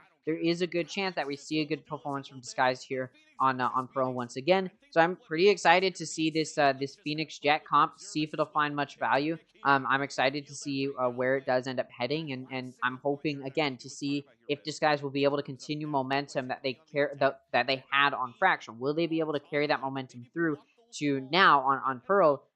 Again, they struggled a little bit on their offense of Fracture. They start on the defense here, so maybe they've got a good understanding of how to play this. Again, running double duelist means you got to play a little bit of an aggressive defense, so we'll see if that comes out here from Disguise. So looks like Complexity going to start this off, though, leaning towards B, and guess what? Disguise is wanting to go aggressively towards A main, so it's a misplaced push, and it should allow Complexity to get pretty deep towards B. There's some Killjoy util that's been placed by Hannah on B, so they'll be aware of this push through mid and through B main. But how quickly will Disguise be able to get around? We will see. They actually ended up just aggressing into A and getting the orb, and now Disguise is ready to rotate over towards B, which is where Complexity is heading. Turret, of course, going to be taken out here. Complexity able to get on site. Nobody going to stop them. Disguise just not close enough. Now, you do see Disguise coming through mid towards B Link. Unstable pushing up here. Going to have to clear out Claudia. Unable to do so, and Lace also going to take out Katarina. Lazy Lion is able to take out Claudia from B Link, but now Complexity just backs out. Misu able to take out Lace, so that does even it out to a 3v3. And now all of Complexity's players in Hall. Lazy Lion coming out through B Link, 2 coming in through CT. Smoke drops, a good flash allows Misu to take out Raze and Jazzykins. Kara has taken out Lazy Lion, needs to clutch out a 1v2 or else the pistol does go to Disguise. Able to take out one and the other, and clutch comes through on the pistol round. 3 kills for Complexity, gives them the first round, and they will be able to move towards a force buy. What a good way to start off this map for Complexity. Again, they don't get this map, Disguise will be up 2-0 to start off the best of 5, and at that point, there will have to be a reverse sweep coming through from Complexity, which, you know, it's not completely impossible, but it's just not very likely. Considering if Complexity doesn't perform well here on Pearl, I don't know how well they'll be able to perform in the next 3. To be fair, the next 3 aren't super good maps for Disguise, but they also aren't super good for Complexity either, so, you know, it is what it is. It looks like this round Complexity getting ready to aggress towards A. They're just challenging that orb, similarly to how Disguise did in the previous round, to get that point up for that run it back. And now it looks like Complexity gonna aggress a little bit, now backing out. Well, they want to take it towards B. They are getting ready to move towards B. They're actually just holding an offense bomb. They're expecting Disguise to go for an aggressive flank here, but Disguise isn't. You see Disguise, they're actually mostly near CT right now. In that defense spawn, not really going towards Complexity at all. Now Complexity getting ready to move down B, clearing out a little bit of space. It's going to be down to Hannah and Unstable to lock it down. Molly comes through to try and prevent that push. Jezikins pushes up. Raze takes out Unstable. They know where Hannah is, and they clear them out. Lace gets that kill. Jezikins takes out Misu. It's now going to make it a 2v5 for Disguise. And unlike on Fracture, where after that first pistol round win from Complexity, Disguise took their eco and won it, doesn't look like that will be a repeat here. Katarina's Bucky going to go a little bit unutilized. Lace actually able to just, well blinded, spray through a jet smoke placed down by Katarina and prevent that entry onto the site. Flawless round comes through from Complexity on their force buy. It does allow them to take a 2-0 lead to start it off. Of course, this guy's going to force, or not force, but get a buy going. So they'll have the gun advantage this round versus the bonus from Complexity. This guy should be able to take this, and we'll see if momentum will follow suit in favor of Disguise. And that pistol didn't look horrible from Disguise. They just weren't able to prevent the clutch. So now that the eco is an advantage towards Disguised, I don't expect them to fumble this. Looks like Unstable wants to test for this orb and will be able to. Does get picked up. It's not going to get that ult up quite yet. Still need 2 more ult points, but it does get it closer to coming up. Complexity was leaning towards A, but they do end up just running back, going through mid, now through B link. Hannah's in connector right now, making sure nobody pushes through into connector. On site is Katarina, who whips quite a few of that spray from the Vandal. Able to take out Jazikins. Ray's there to trade it off, though. Now has run it back available and has picked up a gun. So Complexity will be able to get onto B site. And the spike will go down. This guy's getting ready to start a retake. There's a flank coming through from Claudia. Let's see if Disguise is going to get hit by that.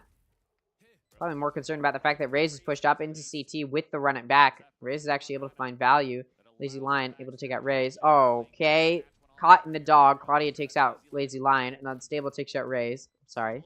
Unstable, Misu in this 2v3. Able to get on site. They're so aware that they're surrounded right now, though. Lace takes out Unstable. Misu thought maybe it was wrapped around to upper, but it wasn't. Still, though, Misu is able to take out Claudia. Unfortunately, just no time.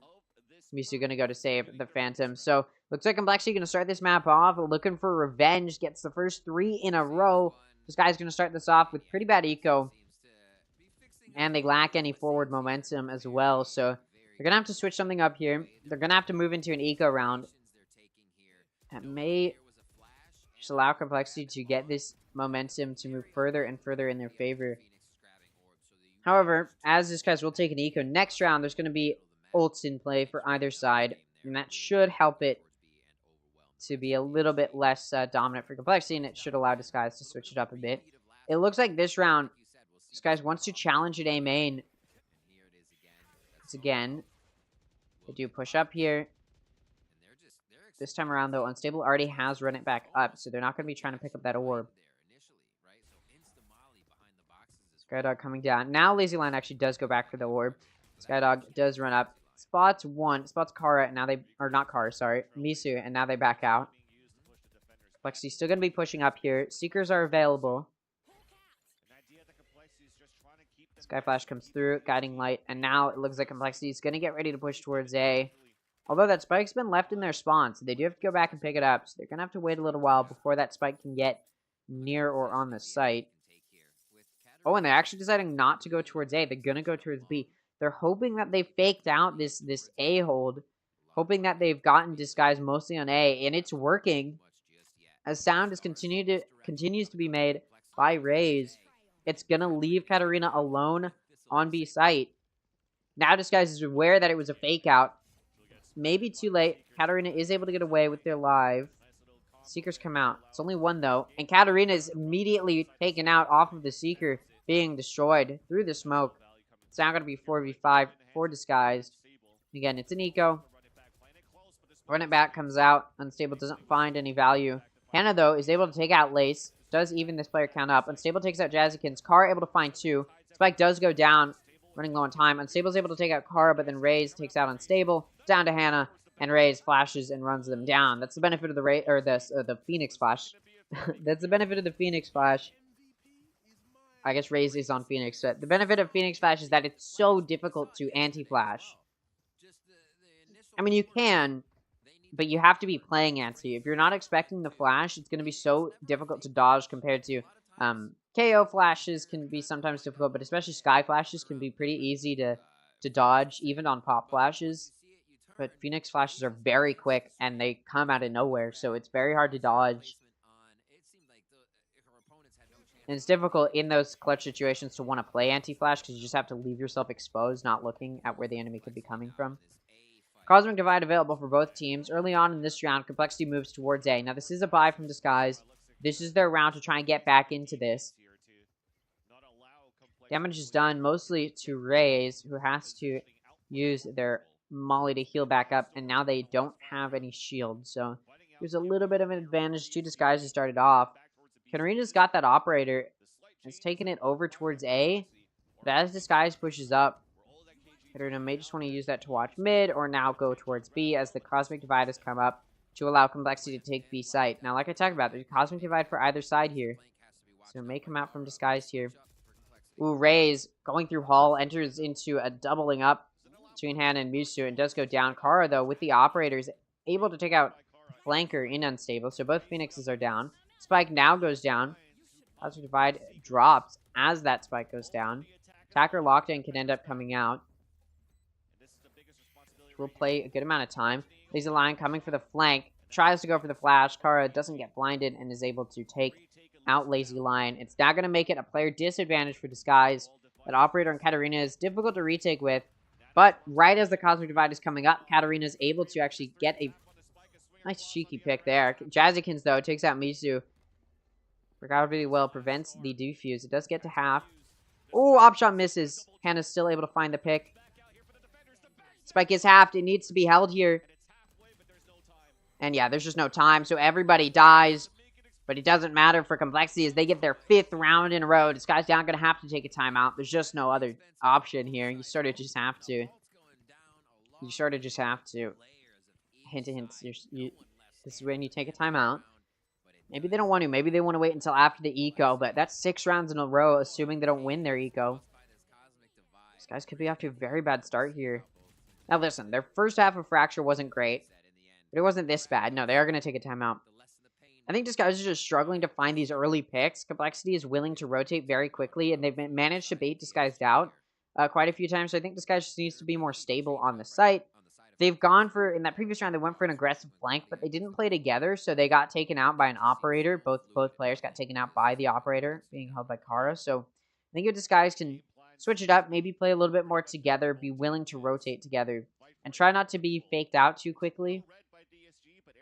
Offer some engagement on one site, just stay consistent, and that could allow you to play well. Obviously, on ecos, you're just going to stick together and rotate very quickly, just because it's an eco. If you are playing alone on a site or with 2 or 3 players on a site, you're probably not gonna win that encounter. So you sort of need everyone to hope your numbers can give you an advantage. It looks like probably this guy's gonna move into that. I would like to see what they're buying, but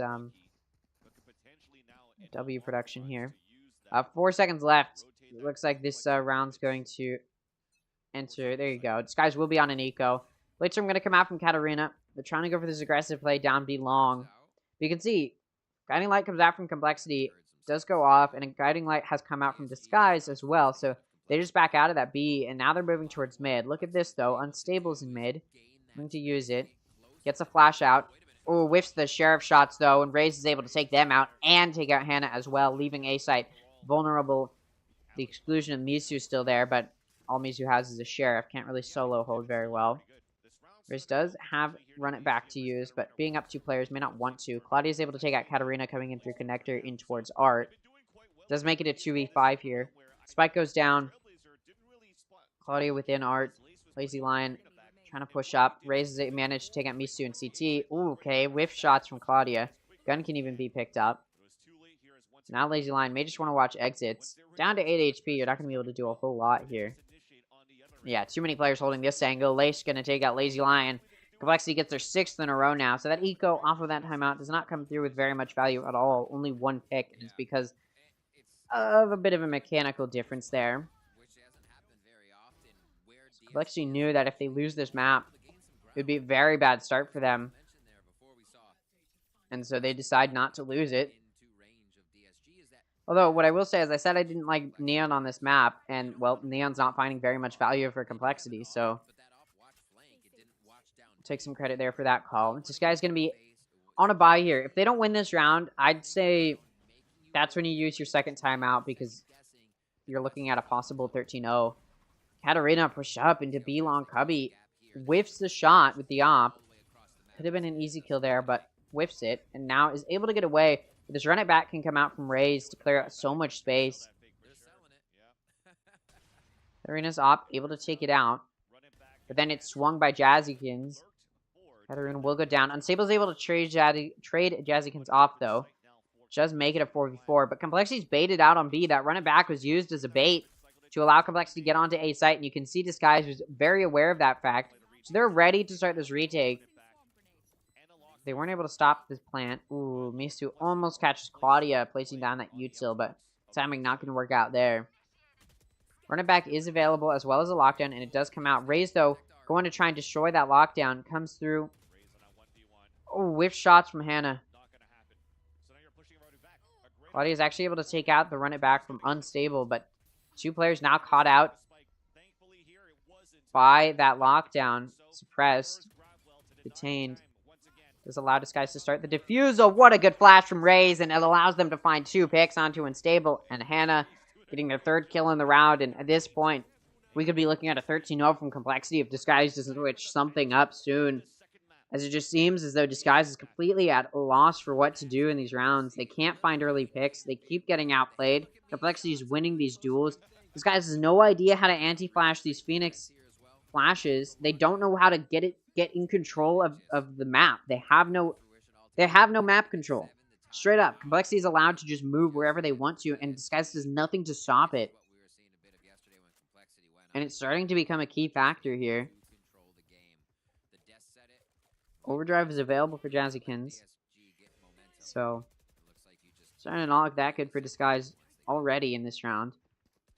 They're going to be taking Eco, because they have to. Again, if Unstable doesn't, or sorry, if Disguise doesn't do something here, if they win this Eco, maybe there's a chance, but I think if they lose this round, it's over.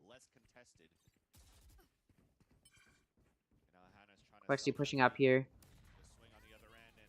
Claudia takes out Katarina. Looking for more.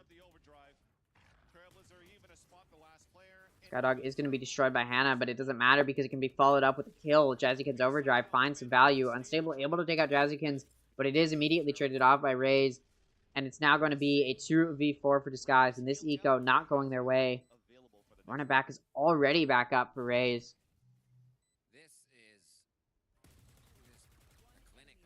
Leaves takes out Lazy Lion, and also they take out Misu. So 8 rounds now up for Complexity.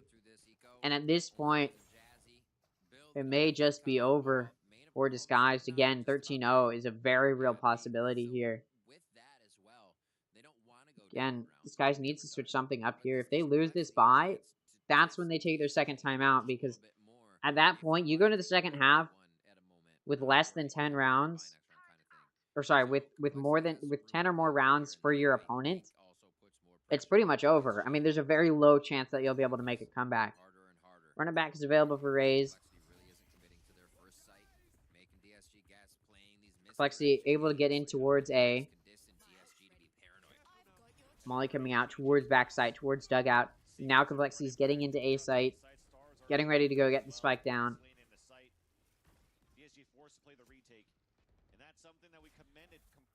Spike gets tapped. Skydog comes through.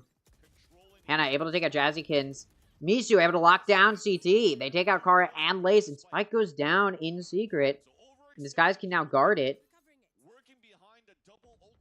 Katarina and Raze meet each other, and Katarina wins the encounter. It's now a 1v4 for Claudia. At this point, I mean, you've got such stable econ, no point in trying to save. Just do eco damage, and that's exactly what Claudia's going to try and do. So Katarina goes down. Ooh, not able to take out Unstable. This round will go to Disguise, their first round. Seems every time I mention a 13-0, this is exactly what happens. They get to the 8th round, and then the opponent wins a round. It's exactly what's happening here. We'll see if these guys can maintain this momentum to try and hopefully make it so on their offense they can switch something up. They are running double duelist, which gives them a little bit of that offensive advantage, which could be why Complexity is doing so well in this offense. But I would need to see these guys get the rest of the rounds in this half if I'm really going to believe that offensive advantage will be enough to win them the map. Katarina, ooh, able to take out Kara. Kara was trying to lurk towards B. Now the rest of Complexity is just going to aggress into A. Misu caught out and dug out. Desikin's able to take them out. Now it's going to be a 4v4. Desikin's is low on HP, but Regrowth can help them heal, and it's now going to be pretty equal 4v4, and the attacker lockdown comes out. Lazy Lion and Unstable coming for this flank. Going to be met by an alarm bot. They're able to take it out. Now Complexity should be aware of this flank. Skydog going to come through to help them do this entry. Complexity getting ready to aggress towards CT. They find value. Jazikins and Raze able to take out Hannah. Now going to be a 3v4.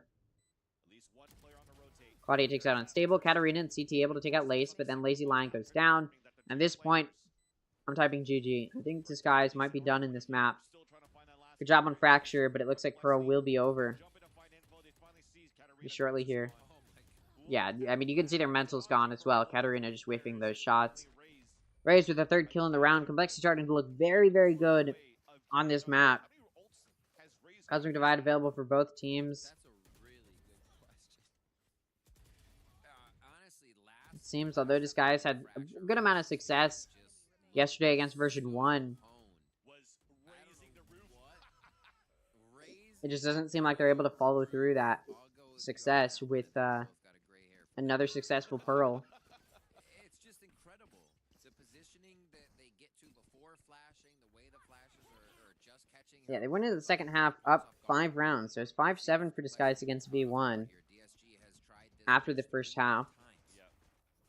And to be fair, Disguise started on offense, but their defense didn't go horribly either. They got 4 rounds.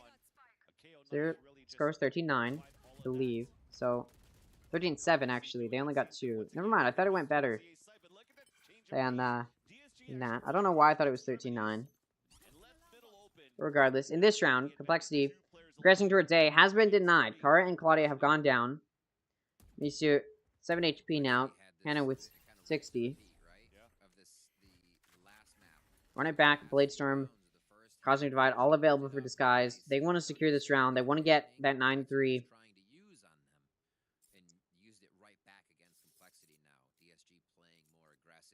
And again, considering Disguise offense was decent against V1 yesterday, maybe they can make it happen. And I've talked about it before. Pearl has the most 9-3 comebacks of any other map in my experience. Jazikins gets caught out. Now it's a 2v5. Lace preventing the flawless by taking out Misu. Like still hasn't gone down. Race taps it and gets wall banged by Dugout. Lace gonna take out Lazy Lion and Katarina. Time running down. Possible clutch. Running through the Phoenix wall does damage, and Hannah can play off of it. 4 kills for Disguise now. Or, sorry, 4 kills for Hannah. Get Disguise their second round. Just one more to make it 3-9 to try and get the curse in your favor. Considering their offense is a bit better than their defense, it's possible. I still don't see it happening. And it'd take a lot of cope. Complexity taking a time out here to just deny that. Deny the 9-3. Shut down Disguise. Best as they can. Again, 10-2 is such a good round differential for Complexity. And it's pretty much, if it goes to the second half 10-2, it's pretty much over. I mean, there's really no world in which I see a 10-2 going to Disguise. I mean, it's possible. Again, anything's possible. Fnatic 11-3, but I just, it's very unlikely. Lockdown, Cosmic Divide, Run It Back, and Seekers are such impactful ults that Disguise has this round, but their eco is not looking great. They lost the majority of their players on that previous round, and so they're going to struggle a little bit here. they won't all be able to afford to buy. Meanwhile, Complexity's got Run It Back and Cosmic Divide, and they're 1 ult point away from those Seekers, which may come up. There's a lot of coping you can do here for Disguised. There's a lot of ways you can look at it to maybe say they might be able to do it. And again, they'll probably be able to get a good amount on their offense. I don't expect it to be I don't expect them to get no rounds on their offense.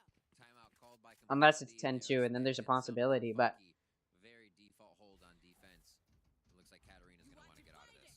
Oh, wow. What a play from Katarina to get past that Astra Smoke that was allowing... that was trying to prevent Complexity from pushing up too far. Katarina's able to get past, get two, and then re-peaks to take out Kara. So this Cosmic Divide is not going to help Complexity out at all in this push, as these guys can just get past it. Seekers now come out. Run It Back is available for Unstable. Pull it out at any moment. There you go. It comes out. Stable coming through. Takes out Lace. And is able to take out Claudia. Well, it's Lazy Lion to take out Claudia to make it a flawless final round. So this timeout did not help Complexity secure that round. Disguised played that very beautifully. And now Disguised switches to the offense. Again, they had more success. They got 5 rounds on their offense against version 1 yesterday. Considering it's version 1, that's pretty decent. So maybe they can do well here. Maybe. And again, this is a fairly balanced map. Can favor the offense sometimes, can favor the defense sometimes. So 9-3, again, I've seen the most 9-3 comebacks on this map of any other map. So it's very possible. Again, sort of coping here, because realistically, it's not going to happen. But it's possible. I'm going to keep saying that. It's possible. Alright, it does look like Disguise will get ready to move through mid to start off their pistol, moving towards Art. Saw Jazzykins and Lace pushed up into Art, maybe trying to contest it, but they do end up getting pushed back. Skydogs will meet each other.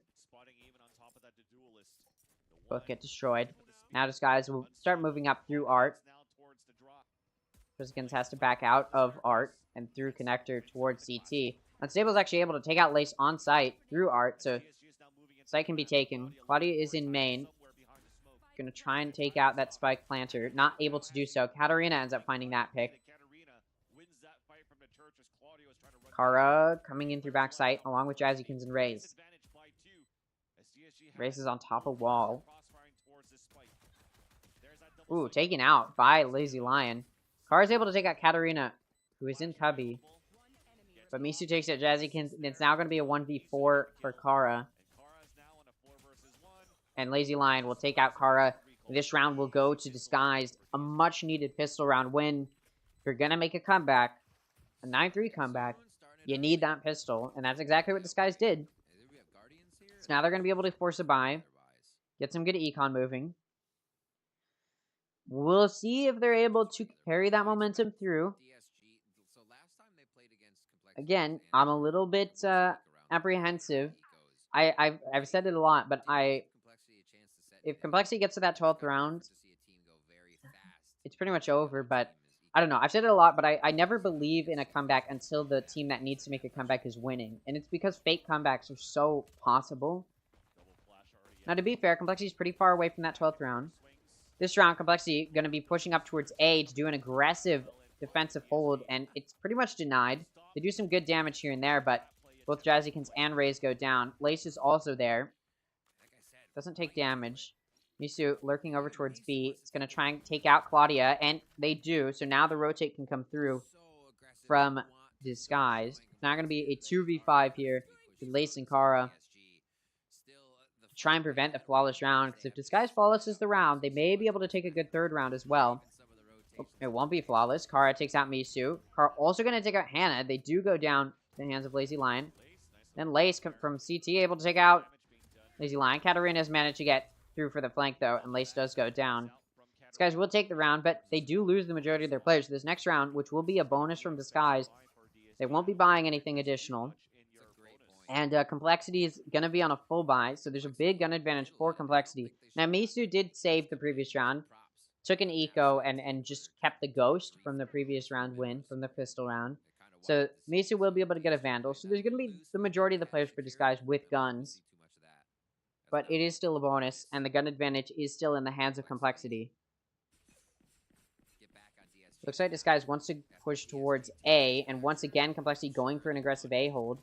Comes through with an early pick already, and another. Jazzykins takes out Hannah, and Lace takes out Unstable. And now off of that, Disguise is going to have to back out towards mid. Claudia's in connector, and spots Katarina pushing up. Katarina going to continue to move through here. Kara on B site. Sole Defender is able to defend it well. Katarina goes down, looking for more.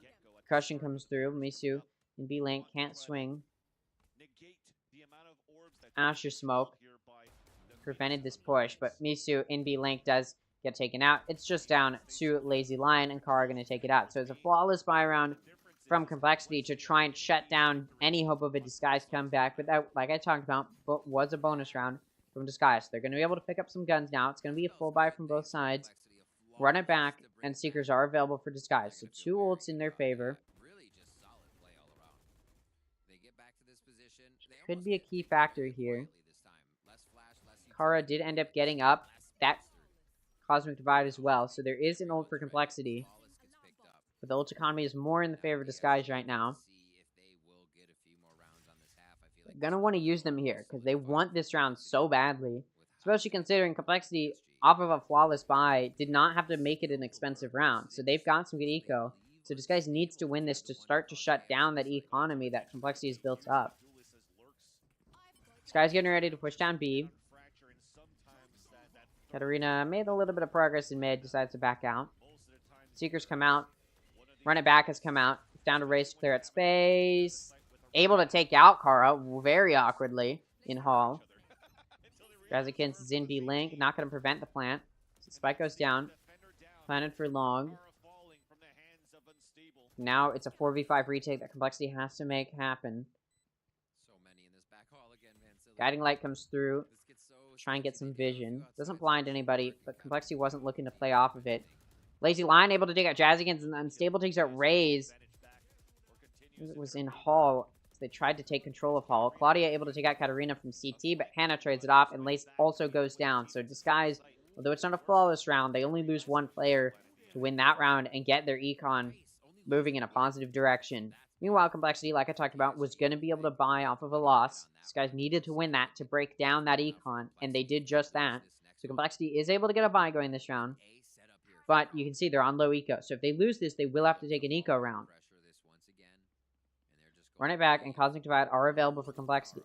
Now, Complexity made an interesting choice in the previous half that I don't think was the best decision. They used a timeout towards the end with only 2 rounds left, and then they didn't win off of those timeouts, or off of that timeout. So they only have 1 timeout this half. So if Disguise does start to make a comeback, Complexity only has 1 timeout to try and deny it with. So they're going to have to figure out when to use it if this comeback starts. Disguise, in this round, getting ready to push towards B. Mostly pushing down long here. Going to have to push into Complexity. Kara's managed to get through Hall. Jump peeks out. Going to spot this push. Yuto coming out. Smoke's trying to deny it. Not going to be able to. Unstable clearing some space into Hall. Does get sprayed quite a bit through the smoke and finish off by Kara. Lazy Lion, though, takes Kara out. Misu takes out Lace. But from CT, Claudia takes out Misu, although Lazy Lion is able to trade it off. So player advantage for Disguise. Spike hasn't gone down yet, but Katarina is going to start planting it. Ray's trying to stop the plant with a molly, but it actually doesn't go onto the Spike planter. It goes too far out. Hannah able to take out the run it back that's come out from Raze as well. Ooh, head seen. Raze very low on HP now off of that. Can heal a little bit in their wall. But they've already used their molly as well, and Katarina can finish them off. Jazzykins clears out Lazy Lion and Hall, but that does get traded off. So 2 players left alive for Disguise means they win the second 5 in this half, and it puts Complexity on an eco. So a really good start for Disguise to this half if they're going to make that 9-3 a reality. Again, I still don't believe in the comeback until Disguise has taken the lead, until the comeback has actually resulted in a lead. Because there's still a possibility that Complexity, again, they still have a timeout to use, they can still bounce back. Although, typically, I mean, we haven't seen 9-3s like this be very successful recently, and we haven't seen it very much in Game Changers, so, you know, still very much so a little bit interesting to see it go so well. Complexity just struggling on this defense. To be fair, Disguise did as well. Disguise only got 3 rounds on their defense. And it looked very similarly to this, although Disguise got the first 3 rounds in a row rather than traditional round structure taking place. Or Complexity got the first 3 rounds in a row. So on this half, it went a little bit differently to start it off, and Complexity was able to get that 3rd round. But they are still definitely struggling. Complexity doing an aggressive A-hold. There's only 2 here for Disguise to lock it down, and Util's used and actually pushes Complexity back. Still, though, Overdrive comes out from Jazzykins. Disguise is actually entering mostly through mid. There's only 2 in A main, and it's their duelist. The rest of the team is going in through Art. Unstable's actually able to take out Card. Jazzykins, the Overdrive, takes out 2 before going down to Hannah. Trade's coming through, but it ends up with Lace alone in a 1v2. A lot of that engagement in main happened so quickly. Again, it leaves Lace in this 1v2. Seekers come out. Spike does go down, but Misu ends up getting wall banged through dugout. It does go down. It's now a 1v1. Hannah playing for main. Lace destroys the turret. Destroys the turret. Spike is tapped. Has to be swung, and Lace wins the clutch situation in the 1v2. The defusal can come through, and Complexity will finally take a round to stop Disguise's win streak. And I believe that was an eco as well from Complexity. These guys chose the wrong site to push. Buy can now come through. Both sides can buy here. Disguise's econ is okay. Off of winning so many rounds to start it off. Complexity will need to continue this momentum, though. Again, they only played so aggressively on their defense because, or on that round rather, because it was an eco, and now they're on a bye. So we'll see if they're able to, again, convert that into some forward momentum. Cosmic Divide for both sides. Blade Storm in the hands of Katarina now. Now, Katarina hasn't found too much success with that Blade Storm, so it'll be interesting if they find that here. Flash comes through. Jazzykins with the Operator on top of screens. Gonna be pushed back. Ooh, Katarina. Could have seen Jazzykins, but looks away. Bad timing still, though. Jazzykins not able to find the pick. Now they are. Katarina pushes up. They do get taken out by that Operator. Such a heavy B presence for Complexity. Starting to push this guy's back, but it's a bit late to rotate now as it's a 2v5 and the Spike is down. Hannah getting run down here. Does get taken out by Raze. It's now going to be a 1v5 for Misu. And it's looking like Complexity is putting an end to this momentum that Disguise has built up to try and make the 9-3 comeback. And again, this is why I say I don't believe in the comeback until they've taken the lead. Because now it's looking like Complexity will be able to get... Yeah, there you go. Jazzykins takes Misu out. Make it a near flawless round for Complexity. Disguise will now need to win 5 in a row to take it to OT. And although it looked like maybe Disguise is going to start a comeback, they only got 4. And not much else to follow it. Actually, didn't even have to use a timeout to get here either.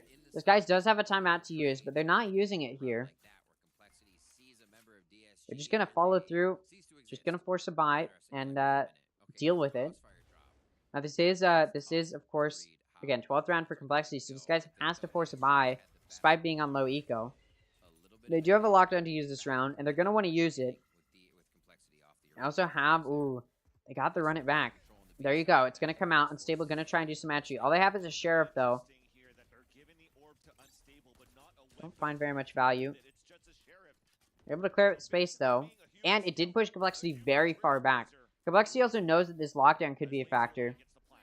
So they're just getting ready to possibly have to retake through a lockdown. Imagine Disguise is going to want to use this. Especially as that Cosmic Divide comes out. Yep, there you go. Lockdown comes out. Ray's trying to challenge it. Pushing up, able to take out Unstable. Now looking to take out the lockdown. Hannah does defend the lockdown, but it is taken out. Find 2 picks, though, and then Claudia able to take out Hannah, which does keep it a 3v3, but then Katarina finds a pick and gets traded off, making it a 2v2. Spike gets halved. You have to get them off, and they can't. The Spike just gets held. Kara holds it to the defusal, and 13-7 going to be the scoreline for Complexity as they take the second map, which is Pearl. Score now going to be 1-1 in this best of 5. Starting to look like it's going to be more even than maybe what I was anticipating. I was expecting a 3-1 or 3-2 from Complexity, and that's still possible. That still might be the direction we're heading in, but this guy's putting up much more of a fight than what I was hoping for. or not what I was hoping for, but what I was expecting. And I think this is important to note. Complexity put up a disappointing performance towards the end of Fracture. So being able to bounce back here on Pearl is definitely a really good way to, you know, put your minds at ease. So we do look here, and we've got 4 of the players above 200 ACS for Complexity, which is really, really good damage. I always talk about kill consistency and damage consistency, and that's what we see. Honestly, from both teams, you look at Disguise, and they've got 15, 13, 12, 12, and 11, which is really good kill consistency. The issue is it's not high enough to counteract the fact that Raze went 19 and 12, and then Lace went 17 and 11, and then Kara went 16 and 12. So the top 3 for Complexity are all above the top, well, all of the players for Disguised, right? And so this kill consistency, this spread out for Complexity is much better in their favor than Disguised, who, although they've got really good kill consistency, only 2 of their players are above 200 ACS. So the amount of damage they're doing isn't enough for that kill consistency to be good. So not all of their players are holding their own. Although Lazy Lion put up a very impressive performance on Fracture, had some very nice clutch situations that they were able to win, went 17 and 11 along with Hannah. On Pearl, neither of those players did as well here. Obviously, Hannah's still second frag, but then you've got Lazy Lion going 12 and 16. So those players that typically underperform for Disguise that did very well on Fracture were not able to repeat that same type of performance here on Pearl. And so as you move into Haven, which is a pretty bad map for Disguised, we're going to need to see if Disguise will be able to bounce back here. Now, when I say it's a bad map for Disguise, what I mean is, if you look versus version 1, they went 5 and 13. Against FaZe Clan, they didn't play on it. They didn't play on it against Xset. Against Newt, they did play on it. It went 13 and 7. But most recently in the main event, which I think is where Disguise has looked the best, where they've shown the most improvement, they went 13 and 5 against version 1 on Haven. And considering they just played on Pearl, which was their better map against version 1, considering they just played on Pearl and it went 13 and 7, the exact same score for Disguise as they put up against version 1 on Pearl, we may see a repeat where it goes 13 and 5 or a similar scoreline for Disguise against Complexity. Now, I do still think Disguise could take Haven, and they picked this, or sorry, no, they don't pick them. I do still think Disguise could take Haven here, and the reason is because although they did lose on it against version 1 yesterday, they ended up going for a comp that we hadn't seen from them on Haven very often. They went for a more standard comp. They had a controller, they had a Sova, or sorry, they had their controller, which is Astra. But typically you'll see Omen, but Astra still works. So they got Astra, Sova, Breach, a Jet, and Killjoy, which is different from what we've seen from them before. In the past, I'll pull it up here when we've seen them on Haven before, which was, I believe, in this one, yeah. So in the past, when we've seen them on Haven, you can see Disguise went for this sort of Killjoy, Omen, Jet, and Breach, and Sova, which looks the same. But what's different is instead of Katarina being on controller, which is how it was against version 1, they ended up putting Misu on this controller role, and Katarina was on Duelist on Jet, and then Unstable was on Breach. Because here's the difficulty that Disguise has sort of been having. Both Unstable and Katarina are very powerful Duelist players. They both like to play Duelist. And Katarina is the IGL for Disguise coming into this tournament. So what they're struggling to do is find a role that Katarina can feel comfortable on, both as Duelist and as IGL. So here, against Newt or Supernova Galaxy, if you're wondering why I keep calling them Newt, it's because Supernova is like sponsoring them for Game Changers, and it's still Newt though, so that's why I call them Newt. I also just like that name better. Point is though, Katarina, again, struggling to really find much value, and then when we switched, still they struggled to find value here, but the biggest issue was Unstable wasn't able to pull through. I was able to cast, for an actual event for Tactify Games May, and we saw Unstable play, and they were on Raze on Haven, playing for Meow Mix, and they were carrying their team up to a victory. It was very, very impressive, the performance Unstable was able to put up, and they were on Raze on Haven. And so then they come into Game Changers, and they need to figure out a role that works for them, because they're used to playing Duelist. And so Disguise is struggling to figure out where to put both Unstable or Katarina, and so then we see them end up putting Unstable on this Breach role, and they still get a win. Hannah and Misu, or mostly Hannah, is able to put up a very impressive performance on Haven, and I think Katarina and Unstable were able to find some good value as well. Both of them are at above 190 ACS. They're almost at that 200 level. I think had Hannah not had to carry, Katarina Unstable could have held their own against Newt on Haven. But then when we're talking about them versus version 1, we had it where sorry, my brain stopped functioning for a second. We had it where Katarina ends up on Astra, and it becomes this very big difficulty, or this very big issue, where although Katarina is able to go 19 and 14, Unstable went on the Jet role and was not able to perform well. They weren't finding the value that they needed to find. And so I think had Katarina been on the Jet role, they would have been able to get that off in their hands, and they would have been able to perform with it well. And I understand not putting Katarina on Jet, and it's because Katarina's on IGL. And previously, Katarina's been sick for a lot of the game changers, right? So they haven't been able to talk, they haven't been able to comm effectively, and so they've been able to play Jet and be on that more focused role. But then coming into this main event, they're able to take a little bit of a breather. They're back pretty much at full capacity, right? So Katarina is able to just be IGL, and they want to play on a role that supports that, and Controller does support that.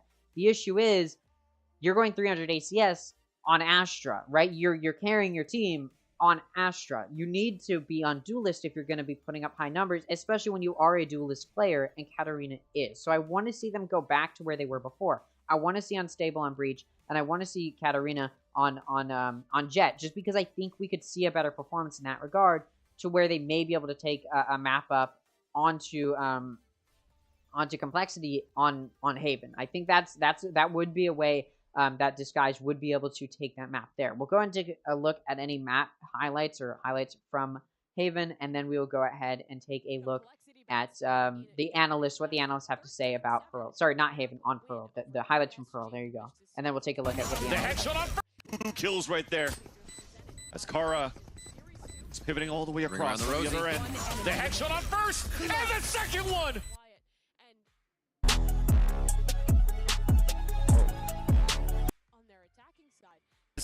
A Sheriff until now. Wall bang onto Mizu. Last one, Trailblazers. Plenty of time. The shot coming from main. They still has a molly, but it's not down. And a flash available too for Lace. Yeah. Tap on the spike, and a headshot from Lace! Oh my. All right. Spike, it's a full stick to at least get it halfway. Now the frenzy in the smoke. Mizu on the other end. The shot being heard, and they get the defuse. Complexity answer. All right, let's go and take a listen to the analysts, hear what they have to say about how that map went, and how they think Haven will go. Again, sort of, I said what I needed to see, but I need to see the Disguise goes back to that role we've seen from them before. Thank you, Rathison, for the subscription. I really appreciate it. Constantly, they were just playing way too much towards the long angles on the map, but totally turned it around. Super impressed with the changes. That I think nails it. It's the Phoenix Wall. You know, we've talked about how maybe sometimes Neon can get off to a great start on this map, but then it hits a breaking point, and that breaking point is typically an op. And we actually saw that in round, I think 6 or 7. The op comes out, and we're like, all right, here we go. Here's going to be the run from Disguise. But no, actually, it didn't end up panning out that way, and it's largely because of the fact that the Phoenix Wall was pretty good to help the Neon get into position on the attacking side. It was excellent there. And for Complexity, beyond just having really good preset stuff, Wyatt, they started running all these different fakes built off of this Phoenix ultimate. It was really varied, and I think DSG got caught off guard there. Yeah, absolutely. They had a litany of different approaches on the attack that we just simply weren't seeing before. I like especially how they were taking advantage of mid in this game, pushing down the long hallway, pushing through art.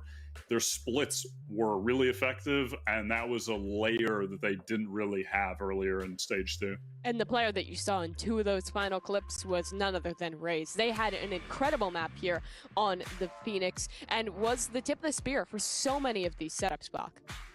Yeah, you look at these stats and they're great, but even just look at the attack side stats. 15 and 6, almost unkillable, wow. 336 ACS on the attacking side, just indicative of the dominance that Complexity had in that first half, winning 9 rounds on their attacking side, 8 of them in a row. It really just felt like they couldn't figure out how to stop it. Disguise was hitting a bit of a brick wall in a method of slowing down the madness that was coming in from Raze's Phoenix play. Now, it's not to say the second half was bad, but it just at that point, it was pretty much over. Like, they had the game on lockdown. There was a moment where you're like, oh, no, not again. Like, they start winning rounds. DSG wins the pistol. They win the next round. They lose the third round. They come in and win round 4 and 5. You're thinking, is this a repeat of map 1? Are they going to see a comeback? Is Complexity going to crumble here on the defensive side? But again, too much damage dealt. At that point, Complexity had a pretty stable bed of rounds to land back on. So they find their footing again and close out map number 2 in strong fashion. 13-7 victory for Complexity is not too shabby, and I think it really does illustrate that Complexity has maybe fixed some of the early flaws in their pro play. Yeah, I was so impressed by Raze in that game. Oftentimes, just individually having to make the plays, some pressure on the shoulders for sure on attack. So crucial for the Phoenix to control areas like halls, etc. And always in those positions, just the perfect flashes, always setting themselves up for easy kills. Really, really excellent job. It was that creative comp that helped Complexity push it over the line on map number 2. We're heading now to the third map of this series, which will be Haven. And this is another one where Complexity, well, not a super uncommon composition, I think have integrated something a little outside of the norm well with their Viper composition, just recently taking that win over Shopify Rebellion, Bach. Yeah, it's not necessarily the most insane setup, but it's certainly a little bit further outside of the norm from what we see from other teams. Whereas on the other side, Disguise is a team that, like, we talk about, okay, they run untraditional compositions. They kind of get a little bit goofy and weird. This is one of the maps where they don't really do that. They kind of stay closer to the meta and play a little bit more of a vanilla playstyle, which, in my opinion, is partially to their downfall. I love seeing them when they try to do new things and they experiment and they kind of like run the gamut of what is considered crazy. But here it just gets back to standard and it doesn't really work for them. Granted, we've only really seen them play it in bracket play against V1, so we haven't really seen them face off against anyone else, and everyone against V1 seems to struggle with some exceptions. So maybe this will look a little bit better against Complexity here, but this definitely feels like a map that should lean in Cole's favor. And so because Cole picked this map, DSG, they opted to start on defense. So far in this tournament, though, Cole are 30-6 on attack house for their rounds. All right, let's take a look here as we do get ready to start map 3 in this best of 5. This is one of the map picks from Complexity. Now, they did pick Fracture, and they lost it 13-9, but then the map pick from Disguised of Pearl, Disguised lost 13-7, so Complexity is up 1, and so is Disguised. Tied 1-1 now as we move into what is essentially now a best of 3. We got started on Haven. Let's take a look at the agent select. What on earth is happening? Disguised has gone for Chamber, Sky, Raze, Sage, and Astra. Complexity has gone for Omen, Sky, Jet, Killjoy, and Viper. So double controller from Complexity. Seen it multiple times before. Disguised team comp looks like ranked. It looks like my ranked team comps. They got a Chamber. Chamber has recently received a buff, and it can be a good agent now. I think it's viable. I think a lot of teams are apprehensive at trying it out, but we've seen the Pacific LCQ teams try it out a few different times. I know that's like a very, very different setting, but we have seen Chamber start to be brought out a little bit, and there's been, although minimal success, some success with Chamber, and I think teams are going to start bringing it out more, especially teams or players that tend to do better on Chamber. So Katarina brings it out here. Sky is going to be the initiator with a Flash and Recon initiator, can do both. No Breach on this map for either teams. Breach has been the meta on Haven for a very long time. Right as I'm praising Unstable's Raze and how I saw them play on Raze in the Tactifight games May, they pulled out Raze in Game Changer Series 2 on Haven. So I like to see it. Sage is going to be the Sentinel. You don't see Sage on this map pretty much ever in pro play, and it's because Killjoy can be a lot more effective, but we end up seeing it be the Sentinel here. And then the controller, I believe, is Astra, if I'm not mistaken. So this is going to be a very, very interesting map. We've got I guess we've got Chambers the Sentinel as well to fill some of that role. But yeah, this is going to be very strange. I'm a little bit shocked that this is the agent select that has come out. Because like I said, Disguised agent select right now looks a bit like my ranked games. It does not look like something you'd see in this level of play. This is the highest level of play in Game Changers right now, other than Champions. Obviously, that's Champions, but that's further down the line. So this is a little bit interesting to see.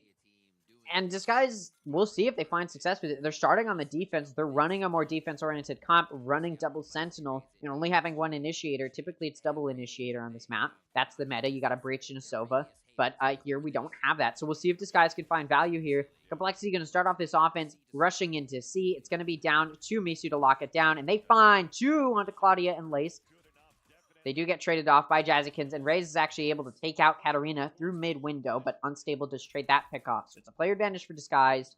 2 players going to be coming in through Garage.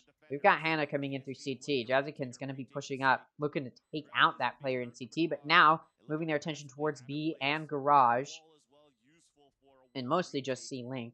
They do get cleared out by Unstable, who's pushing out through B, though. It's down to Kara in a 1v3 to try and clutch it out. Able to find one, but Unstable has boomed back across and taken Kara out. So the first round of this defense does go to Disguised. Again, they're running a more defense-sided comp. So in theory, despite Haven being offense-sided, it's one of the less offense-sided maps of offense-sided maps. This is a more balanced map. Still slightly favors the offense, but because this is a defense-sided comp being run by Disguised, it evens that out. It may even give the defensive advantage to Disguised, especially considering Complexity isn't running that double Initiator comp with Breach that we typically see, which means they honestly favor the defense a little bit themselves running double controller. Still should be offense-sided for Complexity, but because they're not running that double Initiator, Disguise even more so has that defensive advantage. So I'm expecting Disguise to at least keep it even going into the next half, if not take the lead. And that is a very real possibility here.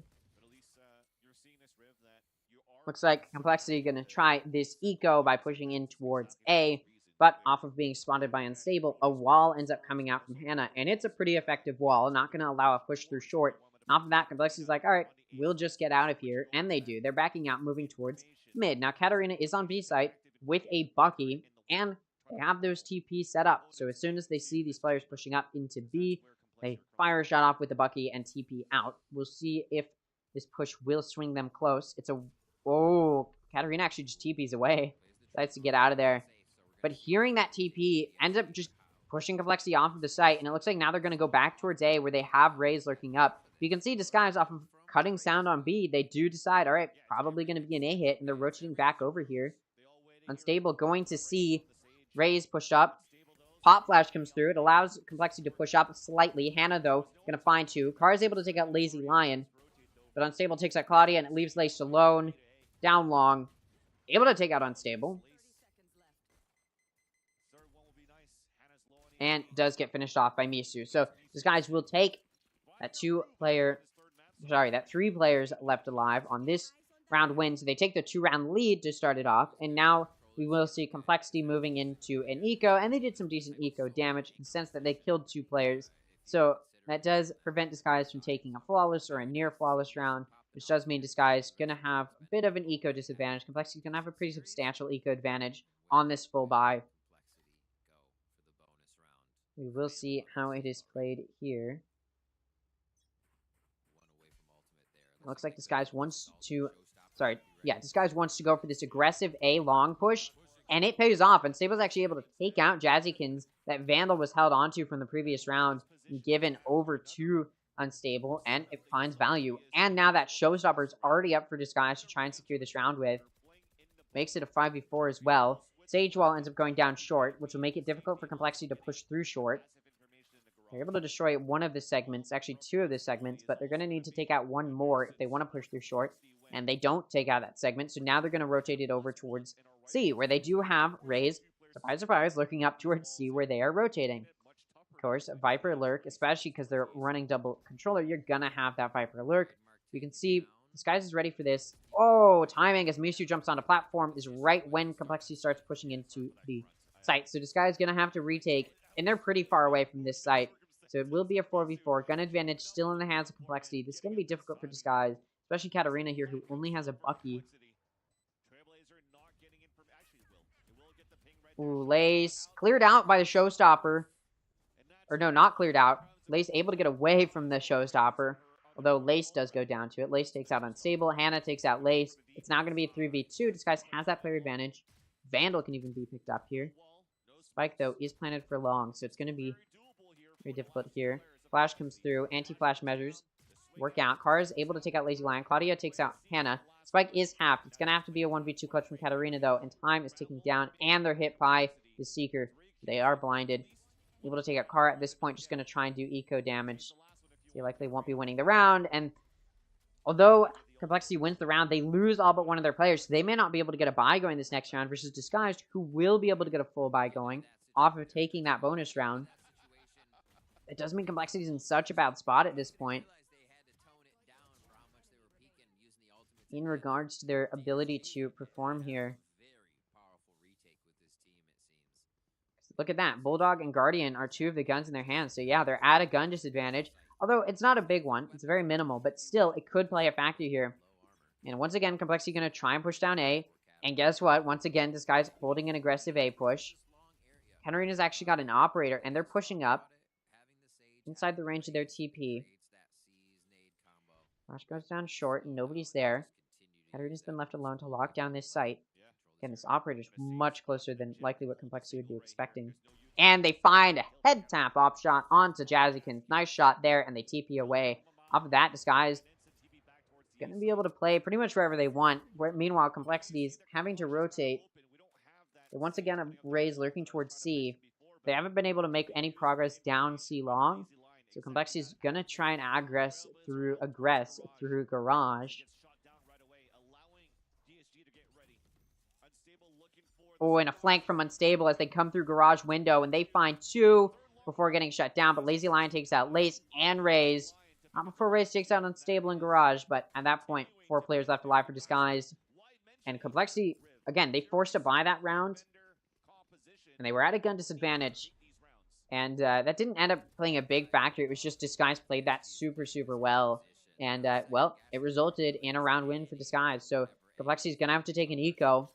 And like I said, Disguise team comp does favor the defense here. So they need, honestly, I said they have a defensive-sided comp, and they should be able to take the lead. But I really need them to take the lead if they're going to be able to take this map because their comp is so defense-sided.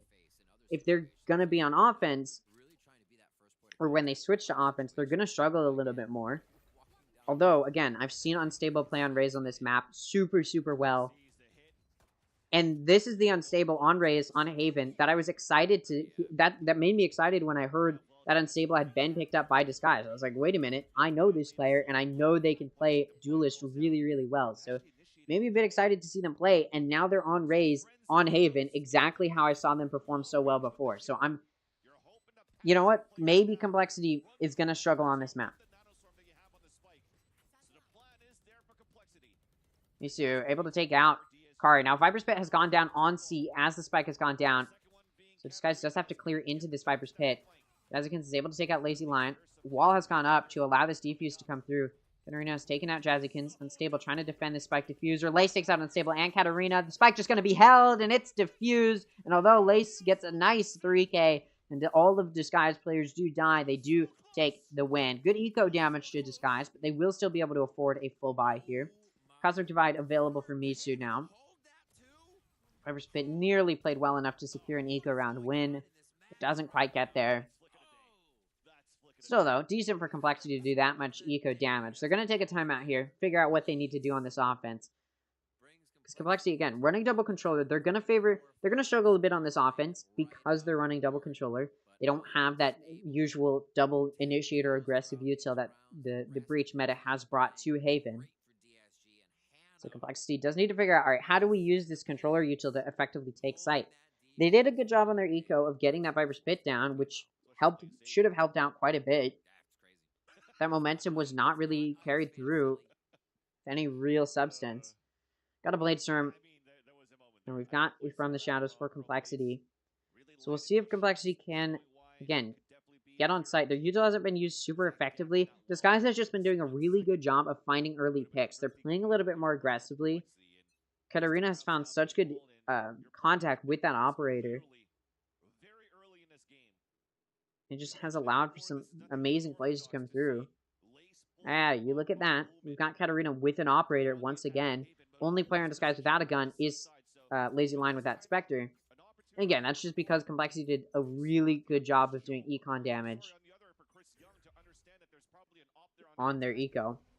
Looks like Complexity wants to push towards C.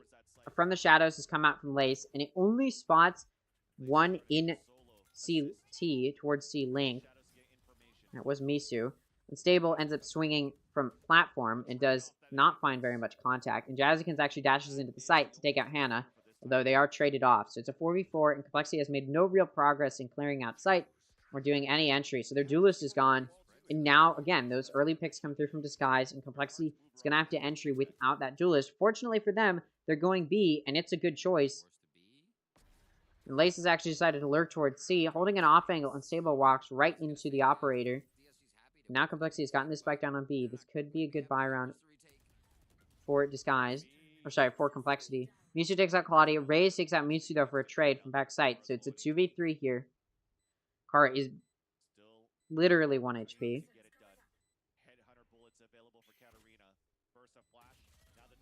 Reyes able to take out Lazy Lion. Leaves Katarina in a 1v3. And all they have is this operator. Raises 1 tap. So is Kara. Lace has an operator, and considering Katarina has an op, they're not really going to be wanting to try and play this retake. I'm like, every time I see a player in a 1v3 with that op, I just think of Sim in Challengers against, I think it was M80. Or it might have been the guard. I can't remember, but Sim from Moist Moguls just had an operator in a 1v3, went to go for the save, and then turned around and was like, no, I'm going to challenge it. Retook C. Clutched the 1v3 with an operator. Switch guns, obviously, but still, it was... Actually, no, I think they just brought out the knives. I don't even think they dropped the op. But yeah, that's what I think of every time I see a player with an operator in a 1v3. But anyways, point is, Katarina saves the op, and now this guy's actually going to have to take an eco. So really good restructuring from Complexity. They took advantage of an empty B site. Now they're going to be on a buy. You see this round, they're defaulting, playing for picks, playing off contact. Late term is available for Jazzykins, but look at Disguise. They got Seekers, Showstopper, Cosmic Divide, and a Resurrection. They've got 4 ults. The question is, do they save them for next round, or are they going to try and use them in this round? And I think they'll probably try and use them if they have the opportunity to do so, in the sense that it would make sense to use them. Because obviously you're not going to use them to start off the round, but if you feel like it'd be effective... Ooh, look at this. Misu nearly finds an easy pick onto Lace, but unfortunately for Misu, they do... not find the value they needed to with that classic, and they do get taken out because Complexity was holding this offense so heavily. And now Reyes, who's pushed up into short, going to be joined by their team. Complexity gets ready to push towards A. They've got a few players going down long. Look at this, though. Katarina, that operator's in hell. We've got a TP. Although, I believe that TP... Never mind, not even going to be used. Jazzykins going to take out Katarina. That op is down. Now it's a 3v5. I was going to say, I believe that TP takes them to heaven, which was smoked off. It's now going to be 3v5. Again, there's no point in using these ults, so Disguise likely won't. I mean, the Showstopper might be able to do something if they really wanted to use it. And they do have 2 boom packs if they want to. Spray's waiting for this smoke to drop. Flash comes through to assist. Does get taken out, though. Punish. Lazy Lion's actually able to take out Claudia. Suddenly, these exits are being watched pretty effectively. Although Jazzykins is able to take out Unstable, Kara takes out Hannah, and Lace, the operator, takes out Lazy Lion. So Disguise loses their eco. They do get 2 kills, but it's not good eco damage. It's not the majority. Complexity will be able to get a buy going. So will Disguise. It's going to be a full buy from both sides. And this time, these ultimates are going to be a factor. Looks like maybe Katarina wanted to play for an ult point down long to get that Tour de Force up. It actually looks like that's what they're going to be doing. You can tell Complexity, though, is aware that that might be the play. There's 4 ults for Disguise, sending 3 down A to, again, try and get that ult point up for Katarina. And they'll be able to. So Tour de Force is now up. 5 ults in play for Disguise this round. This is going to be a very difficult round for Complexity when their only ult is Blade Storm. They're 1 ult point away from a lockdown, but may not do a whole lot. Ooh. Katarina and Lace, the operators, may meet each other. Lace wins the Encounterator. The Encounterator. And Unstable takes out Kara. It's now going to be a 4v4. Complexity's getting ready to push down. Sage Wall can come up, but still trying to figure out how to put it down through that Cosmic Divide. The spike actually just going to be held here.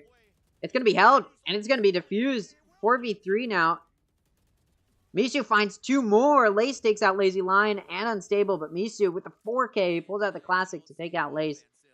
And Disguise will take the round. The B execution that Complexity had found so much success on their previous buy from both sides does not go their way this time. I can't believe Katarina lost. What did I call it? The Encounter-ator? I'm gonna steal that for myself and keep using that. As Complexity does get ready to try and figure out how to bounce back from this. They've got good econ. They're not super worried, although if they lose this, they may have to take an eco round. Looks like Complexity wants to commit to an A hit here, although we've seen them be so fluid in rotating. Although this time around, Raze is not lurking anywhere, so it'll be a difficult rotate for them this time around. It does look like Complexity pushing it up towards A. Yeah, looks like they're just going to commit. Again, they don't have the option to rotate, really. Okay. Yeah, don't clear your corners. What a good positional advantage for Unstable to find 2. As nobody clears that short corner, they're able to find 2. Katarina finds 1 as well, and then takes out Lace in addition. Attacker Lockdown comes out, but in a 1v3, may not find much value. Able to take out the Katarina. Spike can be picked up. So that lockdown not going to be denied, and allows the spike plant to go down. Although, these fights are not isolated. Nanoswarm can delay some time here. But the spike just now going down means there's not a whole lot of time pressure applied yet. And that gives this guy so much opportunity to get through here. Resurrection actually going to come through. This guy does not want to lose this 1v3. They've lost in this situation before. Maybe not to Claudia, but still to Complexity. And Claudia gets the 3rd kill onto Lazy Lion, the player who was already dead and got resurrected. But Hannah gonna finish it off. It's just a bait kill. And Disguise gets their 6th round now. Again, I said I needed to see them take the lead. And honestly, with how defense-sided their team comp is, knowing Unstable, I think I'd be okay with just 7 rounds. But even then, I think Complexity might be able to take it to at least OT. So I think if I really was going to feel confident Disguise could win this map without it going to OT, I would need at least 8 rounds. Which is true for most maps where I'm like, I feel like the team should get at least 8 for me to feel confident. And that doesn't change here. Especially with how defense-sided this comp is for Disguise, running double Sentinel. So we'll see. Disguise is getting ready here. Not going for an aggressive play this time around, but they do have 2 watching A. And Raze, the lurker, gets taken out. So now Complexity has to commit to mid through B or to C. And it looks like they want to go to C. So 2 going in through Garage. Trademark, gonna spot them. This is an eco from Complexity, so they're not necessarily expected to win this. But they still want to prevent a flawless, try and do some eco damage. That Trademark does prevent them from pushing into C too confidently, so they do end up just moving towards mid. And it honestly looks like they might want to rotate towards A. Again, Hannah's still watching from long. Hannah will be the first to spot, and Lace actually ends up winning the encounter. This guy's just going to push, or sorry, Complexity's actually just going to push off of that. 4v4. TP into Hell. Comes through from Lace. And Lace is able to take out Unstable. Down to 5 HP, but Regrowth can come through for a heal. Lazy Lion is able to take out Jazzykins, however. That will make this a 3v3. Flank is coming through from Katarina, and there's no util to watch it. Katarina may be able to make some good progress here. The spike goes down. It is flank, though.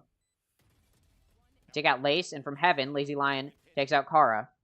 It's now going to be down to Claudia with a Ghost in a 1v3. Just try and do some eco damage. Spike just going to be held. Nope, nothing else going to be found for Claudia. Spike can be defused, and Misu will find that final kill. Disguise will get that lead going to the second half. Question is, how deep will that lead go? Complexity going to try and deny that. Again, if Disguise gets at least 8 rounds, I think they may be able to win the map.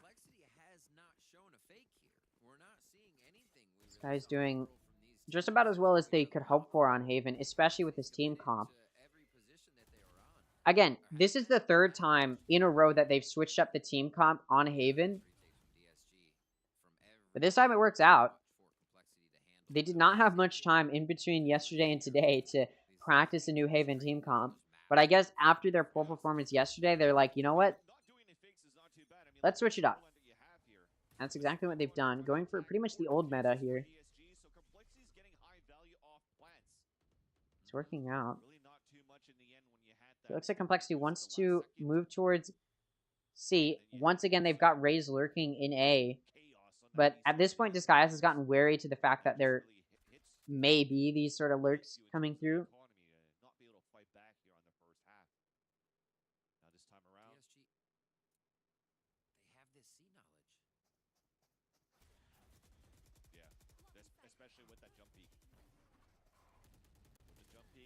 Jezikins ends up taking out Katarina. That does now make it a 4v5.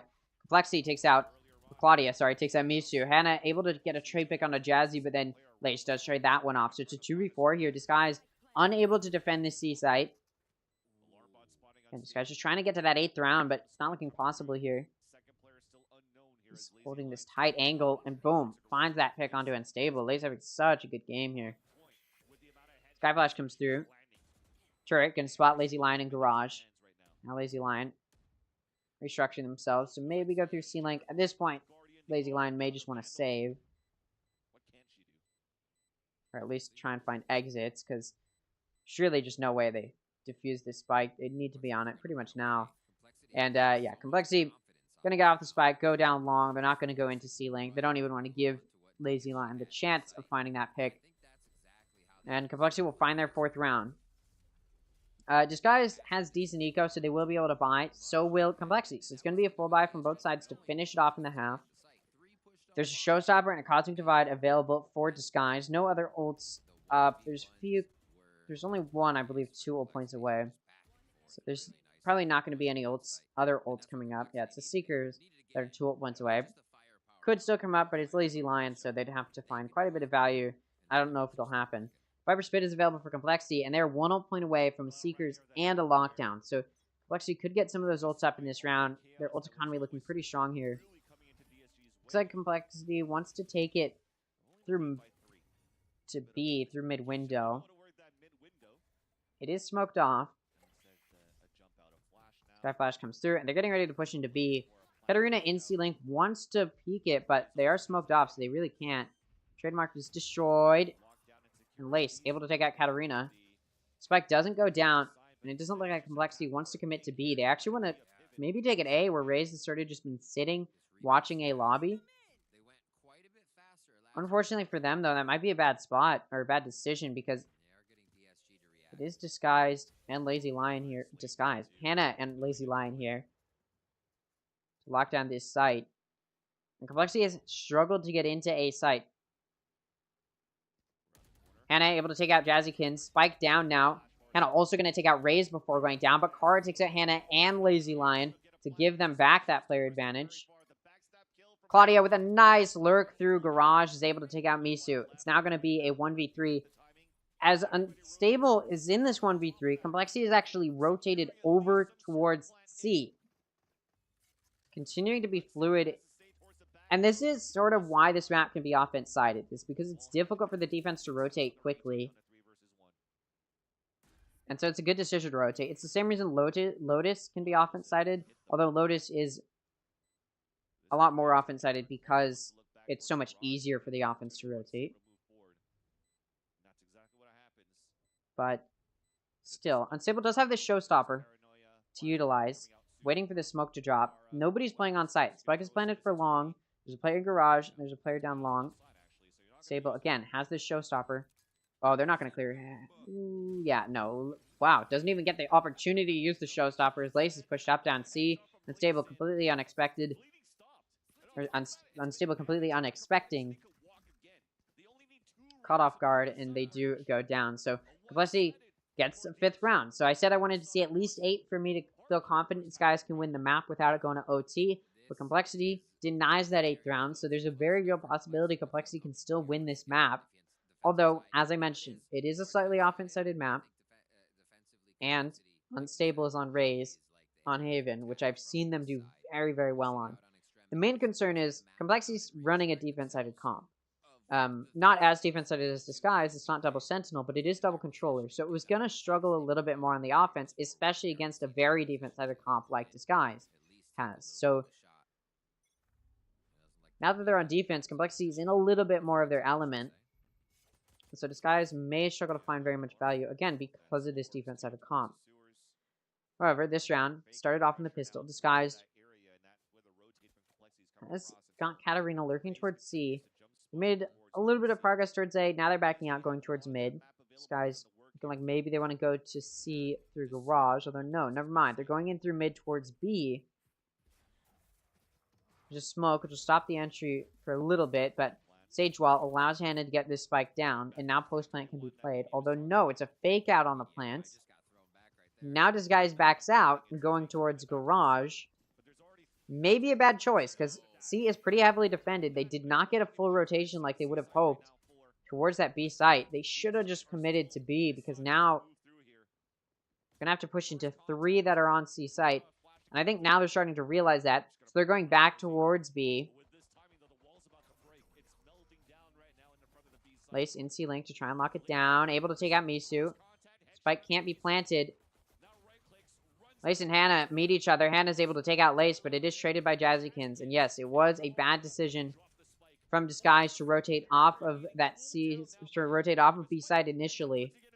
Now they're going back towards C, and they're going to be able to get the spike down this time. Katarina in Garage, able to take out Kara, but they do go down, and trades are not what Disguise is looking for, because they're already down a player. So you can trade your players all you want, but you will end up losing in that situation. What a good flash, but unfortunately, the playing off of it is lacking. Apparently, my English is as well. Flash comes through, but it is not played off of well by Unstable. And does end up where Lazy Lion goes down before they can find a pick. And although Unstable is able to get a trade pick, it's a 2v1, and Complexity wins it with 2 players left alive. So Disguise does not get the pistol, and that means that Complexity gets a pistol, which could allow them to immediately tie it up. Unless, by some miracle, Disguise gets this eco on this defense.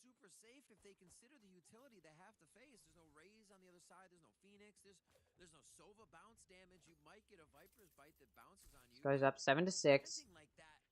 Complexity, of course, going to be able to force this buy here. This guy's going to take eco. We've seen this guys win some ecos before, but I don't think it's going to happen here. This guy's getting ready to push into B. Sage Wall doing such a good job of allowing this entry. Although, look at that. Raze's Snakebite actually ends up taking out Unstable. Raze then going to swing through C-Link off of that. Spike still hasn't gone down. Hannah's able to take out Raze.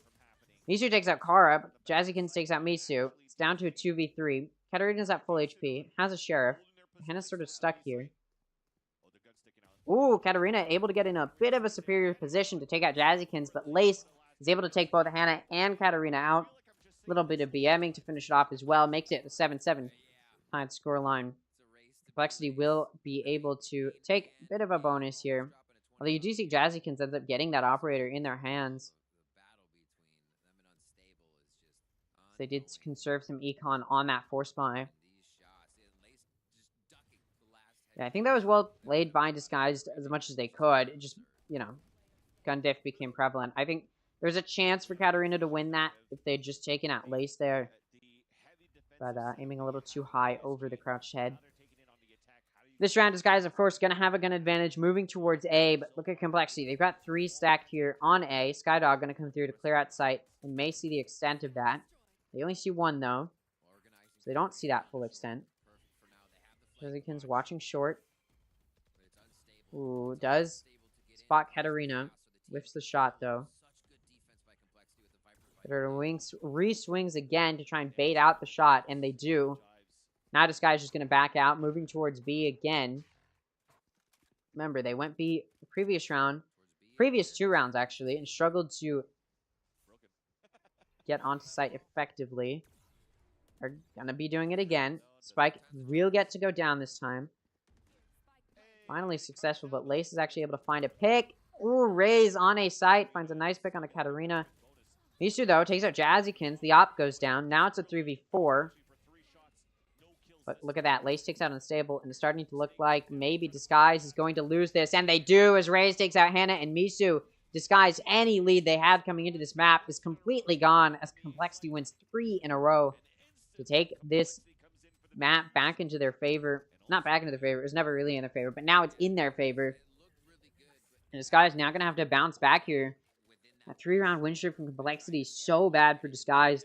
Again, proving that Disguise did have a more defense-sided comp. I think Disguise is just struggling to win these fights that they typically were able to win on their defense and just can't here on their offense. Taking a timeout after only 3 rounds. But to be fair, they do have 2 timeouts to use. So using one early here, it's not a bad thing, and they could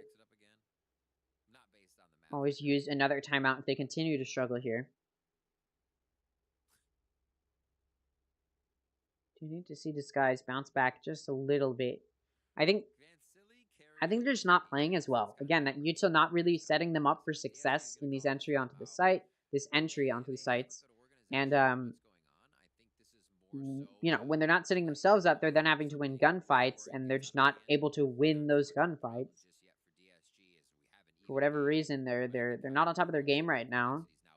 They looked so strong in the first half, and then they just started to lose it. Viper Spit's available for Raze. Of course, this guy's gonna have to take an eco. Looks like this guy wants to just push towards C. And it will just be Lace to defend it. Operator is back in the hands of Jazzykins. It's placed in B this time. Let's see if it finds value.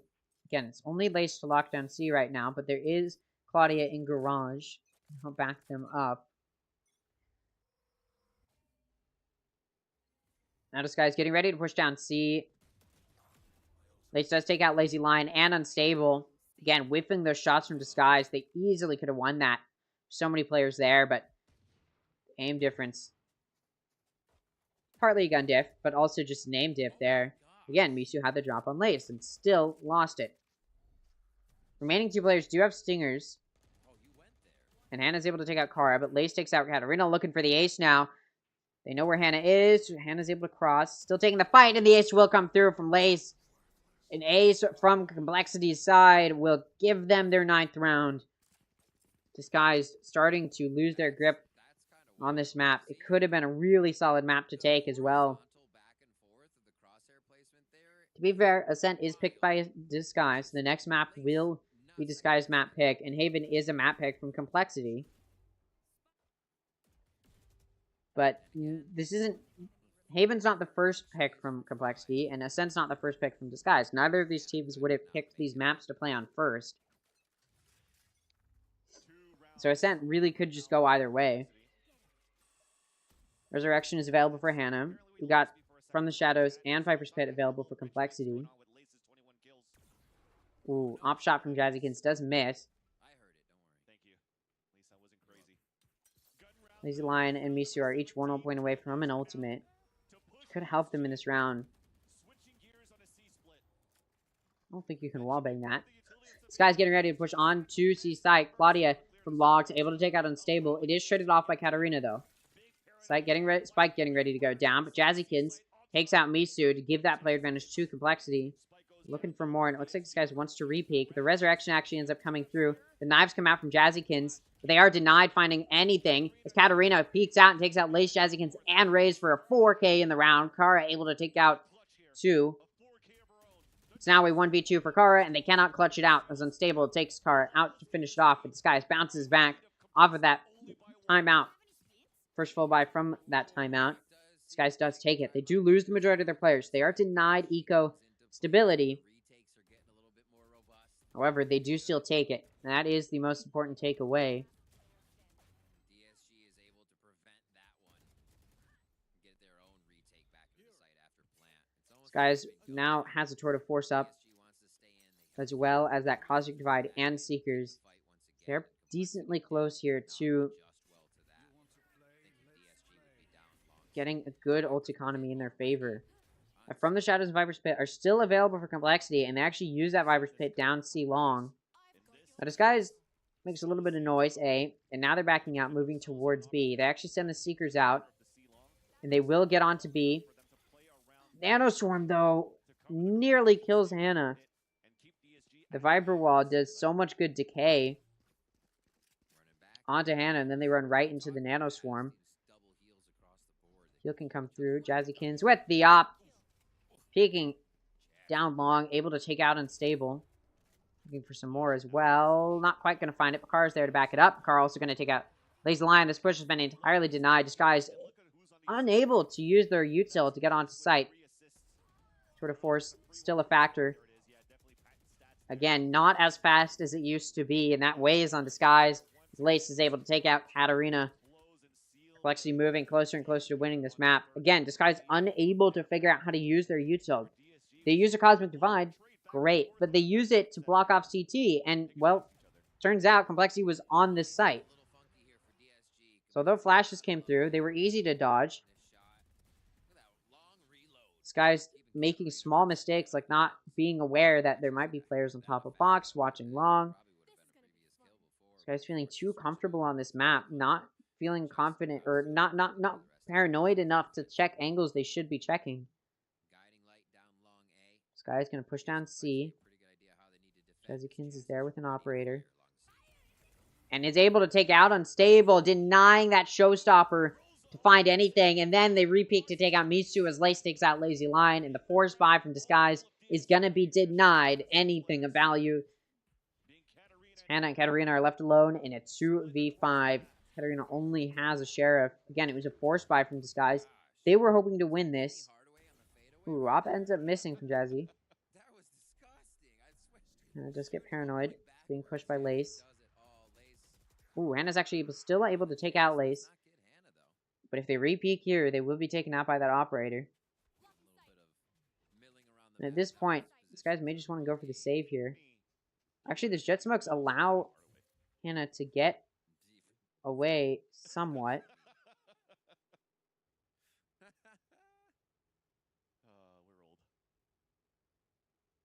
Marina's coming in through garage. Jazzykins is on platform.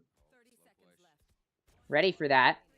Hannah was ready to execute with Katarina, but as Jazzykins re-peaks, they're able to take out Hannah in long. 4 kills for Jazzykins in the round to get it for Complexity, and it's starting to look like Disguised, as I keep saying, is losing their grip on this map. Timing. Unstable could have gotten that showstopper in, but the blind came in a second too late. They should have sent that blind in a little bit earlier, and then that showstopper come through for Unstable.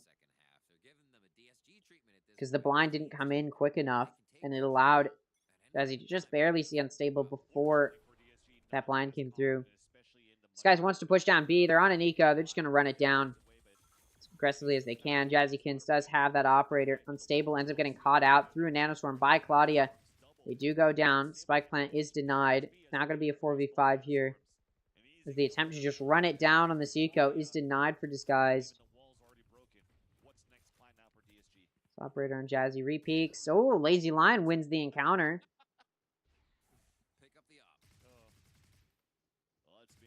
This guy's still trying to contest into B. They haven't committed to rotating. Don't have any guns, though. And now Disguise is backing out towards A. See Ray's spotted it. Now Ray's backing up. Going to take this fight from long. But they do only have a Phantom, so it could be difficult. Now this guy's going back towards B. Seekers are there. Claudia in corner, not going to be cleared out. Completely full blinded. Hannah nearly gets away with their lives, but no. Claudia pulls out the class to finish them off. Lazy Lion is able to take out Claudia, but they are traded off. It's down to Misu in a 1v3. Try and prevent this 12th round win for Complexity. Misu gonna have to entry through a cross. Able to do a wallbang headshot onto Kara. She does do an amount of damage. Pulls out the Bucky. Does take out Raze with that snake bite. Does a good amount of damage. And Lace finishes Misu off. So this round will go to Complexity. Disguise needs to win 4 in a row to take it to overtime. And it's just looking like this defense-sided comp that Disguise is running is just that. It's a defense-sided comp and can't do anything on this offense. They've only won a single round on this offense. A single round. They went into this half up 7-5, and they've only won 1 round. And it just seems like, again, they don't know how to use their util to get onto the site. And it's quite frankly, it's because a lot of their util can't be used to entry. because they've got this very defensive-sided util. Looks like Disguise wants to go towards A. It could be a good push. Only issue is there's quite a bit of Killjoy util to play time with.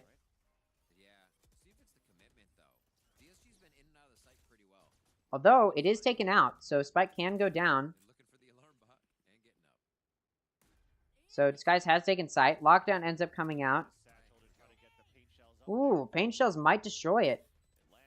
And they do. I don't think... maybe I've seen that Pain Shells. I just don't think I've seen it up close from that first-person view of the Rays. So Lockdown does end up getting destroyed. Blade Charm is in the hands of Jazzykins, so that Operator doesn't need to be used to play retake. But they are taken out by Katarina, and Lazy Lion takes out Kara. Raze takes out Lazy Lion, but Hannah trades it off. It's now going to be a 4v2. Katarina is able to stop the entry by taking out Lace. It's now a 1v4, and Claudia won't find anything as Misu shuts it down.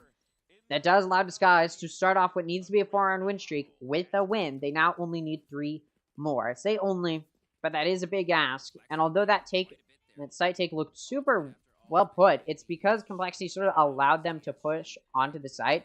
Complexity didn't stop them because they're like, hey, we've got Lockdown, let's play for retake, and Disguise was able to counter it. So clearly once Disguise gets onto the site, they're gonna be solid. But the issue is getting onto the site, because yes, post-plant's gonna be really nice for them. They've got 2 Sentinels and a controller. It's gonna look really, really good.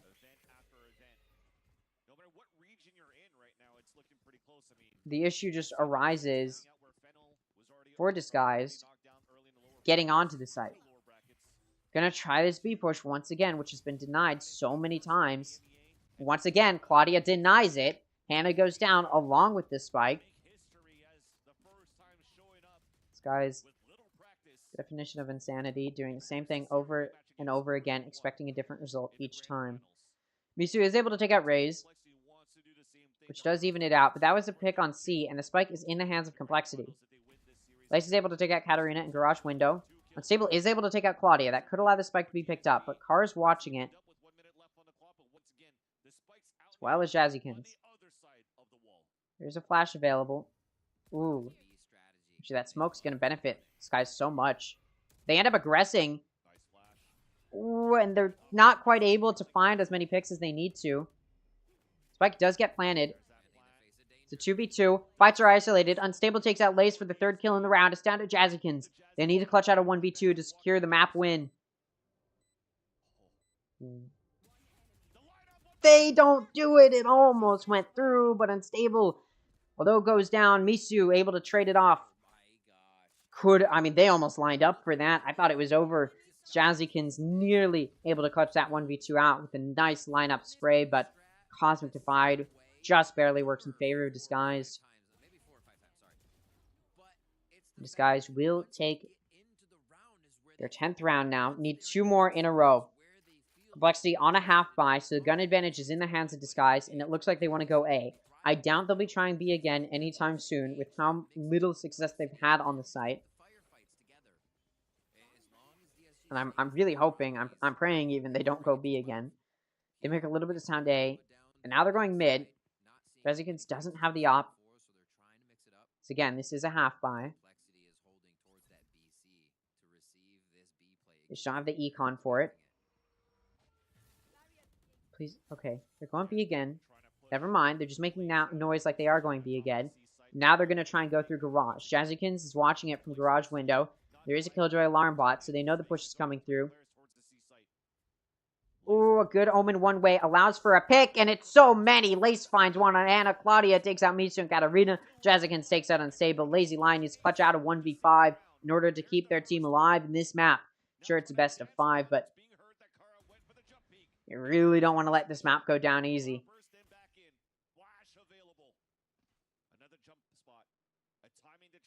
Fights are isolated to an extent. Lazy Lion knows that Kara is CT. These players are doubled up, so as they swing through logs... Yeah, Lazy Lion goes down to the hands of Jazzykin, and Complexity takes the 13-10 win. These maps have been close. And it's getting exciting. We're still only 3 maps in, and it's a best of 5. So there's still 2 more maps to go at a minimum, but Complexity is now on map point. So they are 1 map away from winning the series and taking their spot in the grand finals to secure top 2 and try and take out version 1. The sky's much closer to the possibility of the grand finals, of beating Complexity, than what I thought coming into this series. Again, I thought coming into this series that Complexity would win pretty easily. I thought it was going to be a pretty easy win for Complexity, and that they would have a really hard fight against version 1 where it'd be a close series. But this is a lot closer than I thought it would be. And honestly, I'm quite happy about that.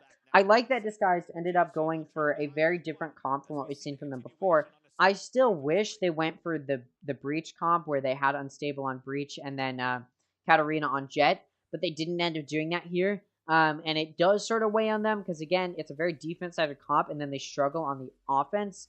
If we look here, and I mean, you can see Lace with 353 ACS, 31 kills. Lace was a very powerful factor, especially here on the offense. We saw Lace with the Operator find so much good use out of it, and then Jazzykins with the Operator on the defense found so much good use out of it. 20 kills for Jazzykins. So 353 ACS, 232, 218, 14 kills. So you can see Lace is carrying, Jazzykins is carrying as well, but it doesn't really matter because the rest of the team is getting carried so hard that even though these 3 players are underperforming slightly, these top 2 players are carrying the team through. And it's enough to get Complexity over the line because Disguise is struggling to win their duels with these top 2 players, which allows those carries to come through.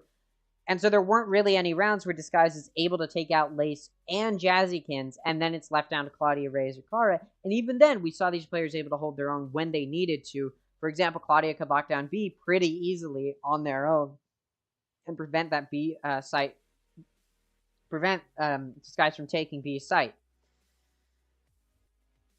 Anyways, we do have Disguise. Again, they ended up putting Unstable on Raze and Katarina on Chamber, which is very different from what I was anticipating, and they struggled. They had a decent defense, but they didn't get nearly as many rounds as they said I would have needed to see from them. They only got 7, they only got 7, which was not nearly enough. I said I needed to see at least 8, and they didn't hit that, and it's because Complexity got these 2 rounds at the end. I think had Disguise found a little bit more success on their defense, they may have been able to find, or there's a chance they would have been able to take the map, but they just didn't find as much on their defense as they needed to, and then they switched to the offense where they're going to have a really tough time being a very defense-sided team, and it showed against Complexity, which knew how to lock down Haven pretty effectively, and Disguise just couldn't do much of anything as far as executing onto site. It's very clear Disguised is a more defense-sided team in general, and that absolutely showed here. We'll go and take a look at any match highlights, and then we'll talk about how I think Ascent is going to go. So, yeah.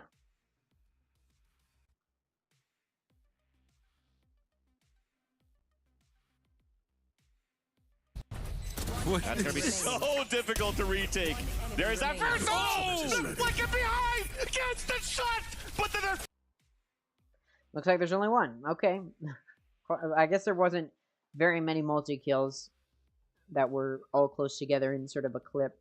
Okay, so Haven. Now, I haven't seen either of these teams play on Haven, so go ahead and take a look. Let me see. Or, not Haven, Ascent. We do have Disguised versus FaZe Clan, 13-10 on Ascent. Against Xset, they didn't play. Why do I keep doing that? Against Xset, they didn't play. Against EG, in the closed qualifiers, they did play, and they lost 7-13. Against FlyQuest Red, they didn't play. And then we're starting to get further and further away from here. They 13-6 against Breakthrough. And that's pretty much it. So not a whole lot of experience. Most recently, they did play against FaZe on Ascent, and they did win 13-10. Complexity on Ascent. Let's take a look here. Has not played on Ascent. They went 13-2. I think I already talked about this as well when we saw the map picks and bans. So they haven't played on Ascent since the closed qualifiers, and it was against Newt or Supernova Galaxy. It was a pretty dominant win, but that was also a much easier team than Disguised. So if I had to go based off of recent performance, I'd give this map to Disguised. And also Disguised picked this map over Split, which, by the way, Split will be the decider. So clearly Disguise feels somewhat confident on Ascent, at least more confident on Ascent than Split, than they feel on Split. And I don't know exactly what types of team comps Disguise likes to pull out on Ascent. I think they may like Reyna. I could be wrong about that. Actually, I might be wrong. I can literally check. I don't know why I'm... So they went Yoru. Oh, right. This is the... So they still go double duelist, but they ended up putting... I remember this. They ended up putting... What's their name? Unstable. There you go. They ended up putting Unstable on Yoru and then Katarina on Jet. So I'm wondering if that's going to be the same story here, or if they're going to want to do sort of what they did on Haven, where they're going to run a more defensive-sided team comp. They're going to bring Chamber back out. They had a decent amount of success with Yoru. They know how to play with that Yoru well. They know how to play aggressively, which is what you need to do with the Yoru. I talked about it while I was casting this match, but Yoru is an agent that needs to be played aggressively. And, for example, in Ascension, in America's Ascension, we had some of the Latin American teams, like Fusion or 9Z team, pulled out Yoru on some maps, but they weren't playing aggressively with Yoru. They just sort of had it. And the only real good piece of util they were using with Yoru was the TPs to rotate very effectively. Disguise was good, and we've seen Paper Rex do the same thing, where if you pull out Yoru, you need to play aggressively with Yoru, and Disguise has been good at playing aggressively with Yoru. So I do think that there's an opportunity or a chance that Disguise will be able to play aggressively with Yoru here and do well with Yoru if they end up pulling out that more aggressive playstyle with Yoru on Ascent. Complexity, on the other hand, again, we haven't seen them on Ascent very much. When they did play on Ascent, they played the meta Omen, KO, Sova, Killjoy, and Jet, and they went 13-2. Again, it's longer. It's been a longer gap of time, and it was against a much easier team. But that doesn't change the fact that they still had a lot of success with that sort of more standard team comp. So I think Ascent could go either way. It depends on which comp Disguise decides to pull out. Again, for example, on Haven, this is the third time in a row that they pulled out an off-meta comp, or just a comp that we hadn't seen from them before. They keep liking to switch their comps up because they are a very new team. They don't know which comps work for them, and I think they're also deciding which comps to use based on who they're facing. So it is interesting, or it will be interesting to see. When they did play Ascent against FaZe, FaZe was on that more standard traditional team comp of Omen, KO, Sova, Killjoy, and Jet, versus Disguised, who went on this more off-meta comp. So considering that meta comp that FaZe pulled out is what Complexity will be pulling out, we may see Disguised doing the same thing. Since time still needs to be played here, as we still need to wait out some time, we'll go ahead and do a little bit of rank duel to kill some time.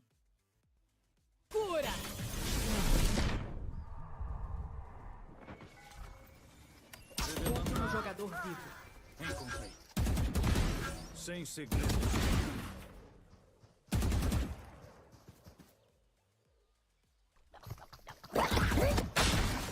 3 a menos.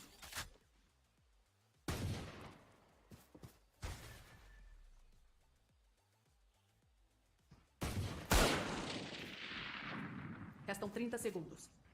Resta inimigo. I don't know why they're peeking.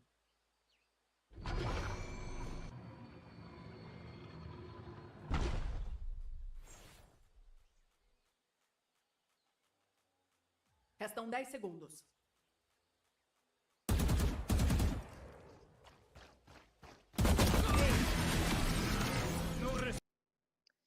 I'll say diamond. Gold. Yeah, I guess I wasn't paying as close attention to the aim as I probably should have. All right, let's go ahead and throw it over to the casters, though, or the analysts. See what they have to say about how that map went and how they think Ascent is going to go, because they probably have more stats on Ascent than I do. And with Wyatt and Bach to bring you through this one. And Wyatt, throughout that first half, it really did look like this new composition on the side of DSG was going to be enough to bring it over the line. But as you've seen in all the maps this series thus far, it really was defined by the comeback in the second. Yeah, I love what DSG tried here. Coming into this, knowing they were going to be on the defensive side, picking a really defensive-sided comp that they hadn't played previously, I love the idea. I love the risk taken, and it almost paid off. Really, had it not been for a tragic second half pistol round and getting bonused, it's possible that at the very least this goes towards OT, right? They had played a ton of great full buy rounds. It was really just the beginning of that second half that set them way too far back. It feels like the comp they built does play a little bit more forgiving on the defensive side. The attacking side just proved to be somewhat problematic for them. They just couldn't really find the openings the same way. They were really struggling once Complexity switched sides. Complexity picked up the pace towards the tail end of the first half and just found basically enough rounds on their attacking side that when they switched over, it was really hard for DSG to try to recover. They just could not get anything going. Every time they made a step in the right direction, it was stomped out. And that's brutal because we were looking at this going, okay, this is a great start for DSG. I still applaud the comp change. I actually like this. This is a team who has taken those gambles in the past, and it's always paid off, or at least it's mostly paid off. So I hated seeing them play a standard comp on this map. So the fact that they went and switched things up is actually pretty promising to me. It really is. And why this first half was so strong from them. The Sage and how they were able to use it in the retakes was fantastic for DSG. Yeah, rounds like this were awesome. Where on the retake, they were able to use the Astra Wall in tandem with the Sage Wall to create the impenetrable barrier on the retake. That is the advantage of this comp that they were running. But it was here on the second half pistol where they made a really awkward mid-round call to give up what would have been a free plant on B to circle into C. It really started to fall apart from there. They tried their best to bring it back towards the end on the actual buy rounds, but again, you just can't lose a pistol and get bonused and expect to be able to win out from there. That is just an outrageous setback. And Mark, that now puts Complexity one map away from making it to the grand finals. This team has been fighting for so long to break through that barrier of never making it past 5th, 6th, and the player who I'm sure feels that the most in the server is Lacey, who's been with this Complexity project since the very beginning, and in this ever important match, she is stepping up so much and has been so consistent throughout this tournament. 31-13 as the Omen there with 353 ACS on Haven. A massive performance from Lace, who also had a great game last night against Shopify Rebellion. 67-37 with 38 assists, 270 ACS last night. Lace is on a tear. I don't know what the team changed in the dynamic, but whatever it is, it's working for Lace and it's working wonderfully. And you can see just how well Lace is playing, especially when playing the Omen. But really, it's been since the bracket. Since they got into the bracket play, it's been like a completely different beast. Lace is absolutely loving playing in playoffs right now, vibing across the board, and honestly is the most impressive player right now for Complexity. One of the most consistent performers in the clutch, not exactly shying away from early round engagements either. Just massive impact being felt by one of the longest standing members of the roster. Yeah, I mean, it is unbelievable. I mean, an ineffable performance on all Haven games from Lacey. Like 1 KPR minimum on Omen. You're getting a kill every round. That just shouldn't be happening like that. That is like, if an Omen gets like 0.8 over a game for kills per round, like that's solid. Those are some great stats for a smokes player. Like 1 is impressive for a duelist. Like that is ridiculous. It's ridiculous stuff on map number 3, but we're headed next to Ascent, and this is a map that normally is so normal, is so expected. It's the same comp with pretty much every team, every time. But DSG, this squad who refuses to be normal, who continue to really work their way outside the box and cook some stuff up, are coming in here.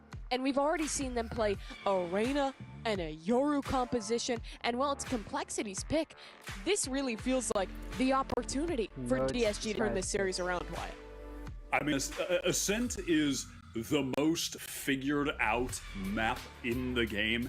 You're gonna see the same 5 agents 99% of the time, but they have opted to dive into the dusty tomes of Valorant and extract a comp that I swear I last saw the Vikings play at like the first Reykjavik. They're doing and it there again. it is. All right, let's take a look at the agent select as we're talking about. The last time this comp was played at this level was quite a while ago, and guess what? Disguise has been pulling it out, and it comes out again. Let's talk about complexity first. They're going Omen, Jet, Killjoy, KO, and Sova. The comp, the meta on Ascent. It's probably the only pick you'll see pretty much 100% of the time here on Ascent. It's been switched up by Disguise, though. Look at this. Omen, Sova, Killjoy, Yoru, and Jet. We've seen from them before. I talked about how we'd seen it from them before. And we do end up seeing it pulled out here. And it looks like Disguise going to be going for it again. It's a more offense-sided team comp. It's very off-meta compared to what we typically see. I'm excited to see it come out here. I'm excited to see the direction it'll head in. Sorry, there's a cat meowing at me. Gonna put it in my lap. This is going to be a very, very interesting map.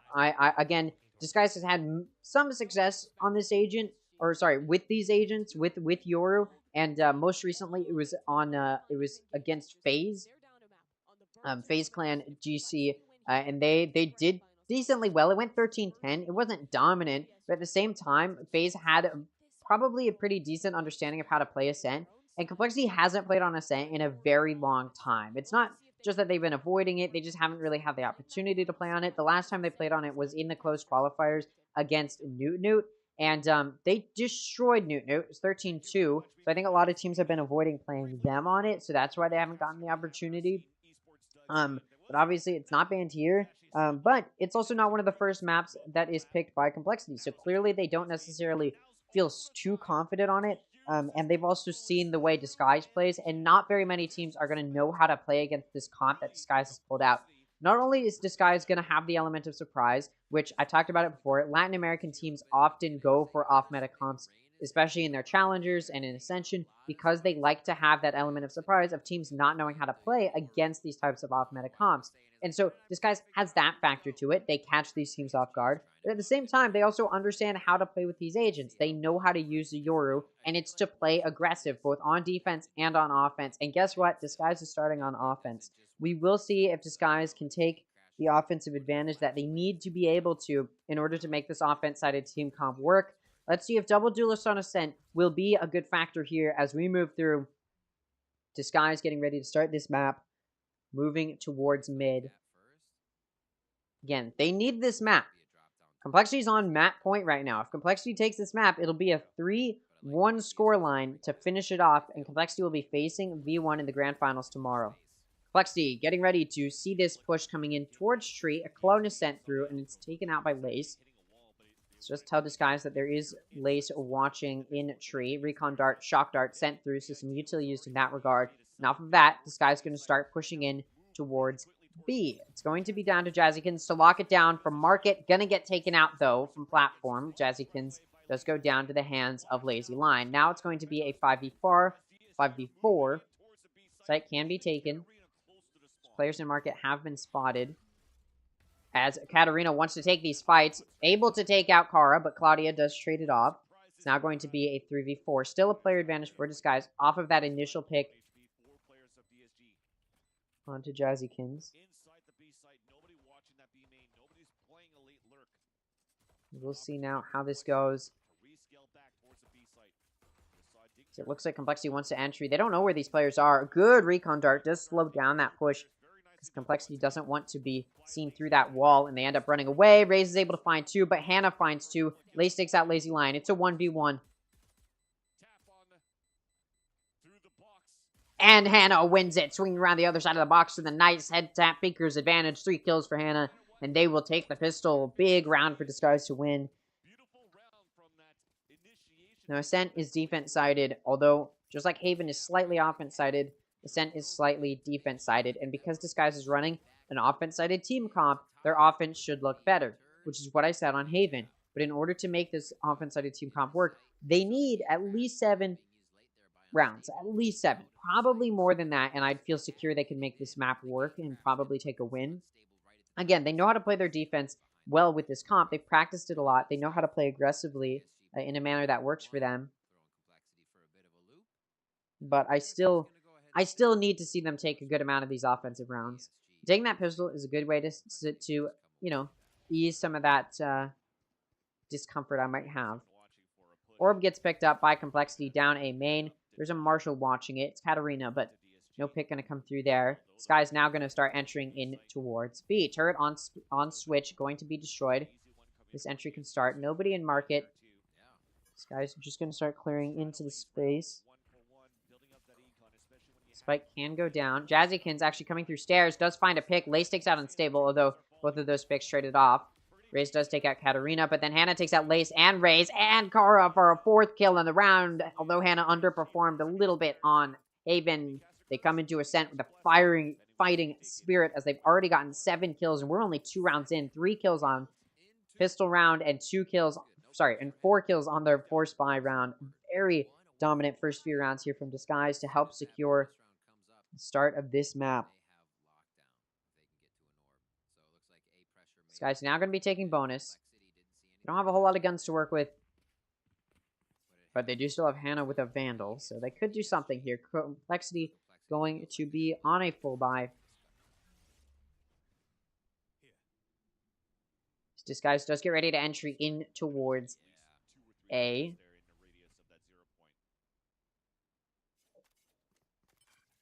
Getting ready to move in. Testing the waters a bit, trying to see who's there. Complexity does have 3 here. They've got 1 on site, they got 1 on switch, and they got 1 in garden watching main. Attacker Lockdown ends up coming out. It's gone up so early because, again, Hannah's already found 7 kills in the first 2 rounds. Attacker Lockdown comes out. It will clear space. Still 1 in heaven, still 1 in hell. Recon Dart tells them who is hell. Hannah's Nanostorm going to take out Raze. Jazzykins is still in hell, but they know that they're there. It doesn't matter. Car from heaven finds 2. Lace finds 1. Jazzykins takes out Unstable. Katarina takes out Jazzykins, but it's a 1v3. Spike isn't down yet. Ooh, whips the shot. Could have been a nice kill there, but no, Lace going to take Katarina out. So the majority of the players will remain for Complexity. They will be able to buy this next round. Disguised going to be on a full buy as well. It's going to be full buy from both sides. Although, no, it looks like maybe... Yeah, Complexity's actually not going to have a complete full buy. Jessica's going to have to be on a Guardian, but they are 1 ult point away from a Blade Storm, so they may be able to get that up at some point. They're also 1 ult point away from the Shadows. So ult economy a little bit more in the favor of Complexity, but it is pretty equal for both sides here. We'll see. As Disguise does get ready to push towards B site. Now, they did waste that lockdown in the previous round, because they really wanted to secure it, and they didn't. Disguise does get ready to move towards mid. Maybe get in towards B. It's down to Jazzykins to watch it. Clone comes out, but Jazzykins sees the clone forming. Still unstable swings. Doesn't die. Takes some damage, but does not die. So probably best case scenario in that situation after that clone had been spotted. Car inside a tree, able to finish off Unstable. Lazy Lion does follow it up by trading pick onto Raze. There's still 2 players here in tree. Flash comes through. Car is able to take out Katarina, but Misu does trade it off. Jazzykins in tree takes out Lazy Lion. Hannah trades it off. It's 2v2. Site has been cleared out. Switch gonna be pulled. Tree door gonna be closed. Spike does get to go down. Owl Drone comes out. Will get destroyed by Misu. So they're probably going to know Misu's in hell. Recon Dart going to help clear some space. Shock Dart going to prevent Hannah from holding up close on Generator. But look, it's a bit of a cross. Nearly a cross being held here by Misu and Hannah. So if a drop, Complexity drops, same time, both Hannah and Misu can peek. And now this cross starting to be held. Although no, the timing not quite correct as Claudia takes out Misu. The fights have been isolated and Lace takes out Hannah. Cross actually being held by Complexity. And it allows Complexity to take the first full buy from both sides. These guys will now have to take an eco. Not the best start for them. Again, they need the majority of these offensive rounds in order to make this offensive comp work. And without it, they may struggle to find very much value. From the Shadows available for both teams. Bladestorm and Hunter's Fury are both available for Complexity. So better ults here for Complexity, but it is an eco for Disguise. So this could be a good round for Disguise to get some of their ults up. Katarina's 1 ult point away from that Bladestorm, so they may try and push for it in Garage. Meanwhile, you can see Complexity's ready for that. Car's 1 point away from that null command as well. So there's some really impactful ults up here. We're close to coming up, I should say. Especially now that Katarina has Bladestorm available too. Fortunately here, it's being read of the decoy being thrown and Unstable following behind. Decoy wasn't shot. And now 2 players fall. Jessica's able to take out Misu, and Unstable goes down as well in mid. Now Disguise gonna be at a loss for what to do. Again, it's an eco, not expected to win necessarily. But still, you don't want to go down too easy. You want to do some eco damage. Now, as Katarina does have that Bladestorm up, they could do that damage. Jessica's still watching mid. Let's get spotted. No damage done though. Keep in mind, even if somehow Disguise is able to even this player count back up, there's just so many ults still available. Katarina gets cleared out by Lace. It's now going to make it a 2v5. Katarina was unable to use that Bladestorm, suppressed by the 0 point. Lace takes out Lazy Lion, and then Jazzykin's going to take out Hannah. And it's a flawless buy round from Complexity. It was an eco from Disguise, but still, no eco damage done at all. Doesn't bode well for Disguised. Still, though, they will be able to get a full buy going, as you'd expect off of an eco.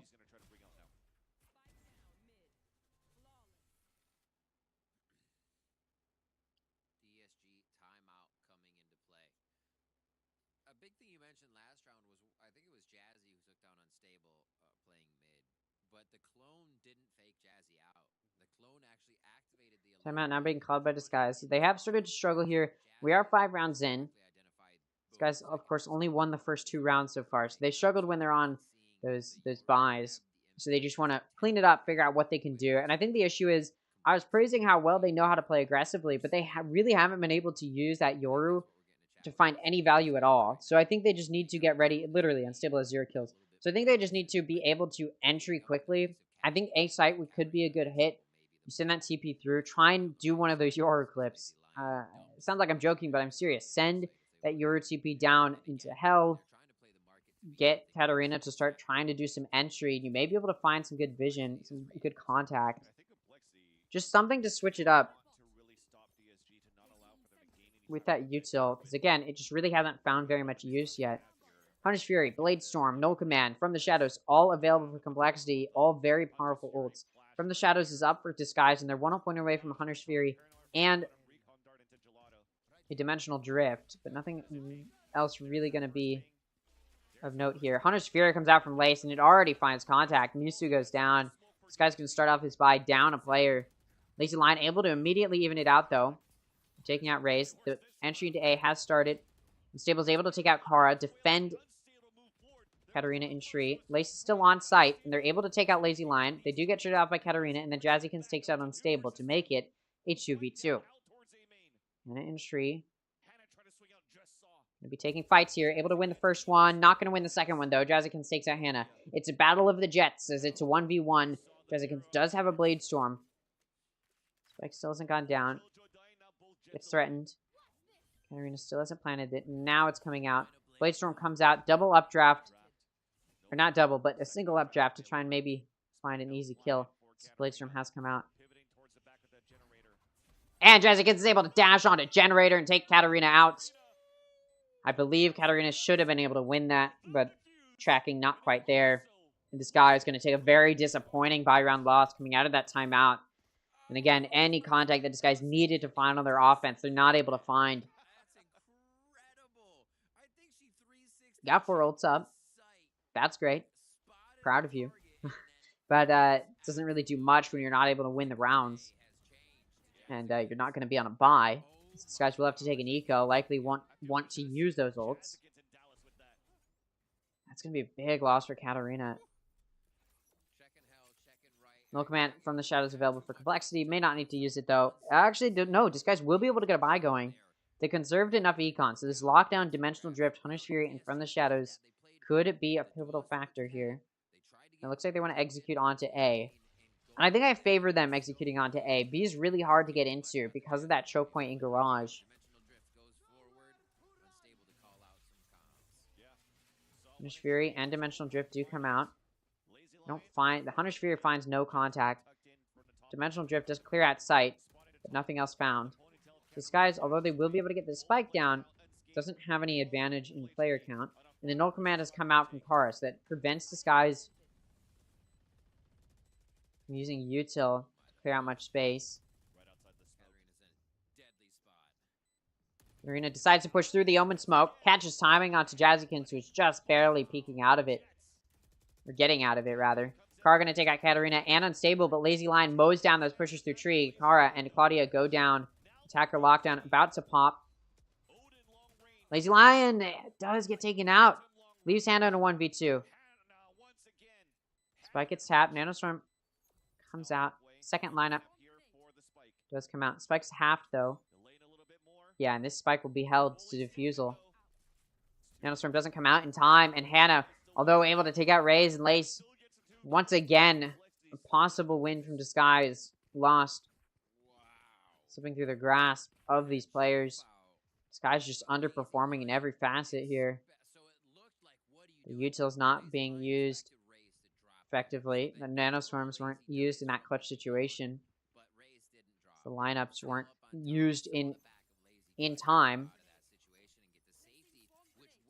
4 ults used in that round from Disguised, and none of them found 3 ults, sorry, and none of them found use.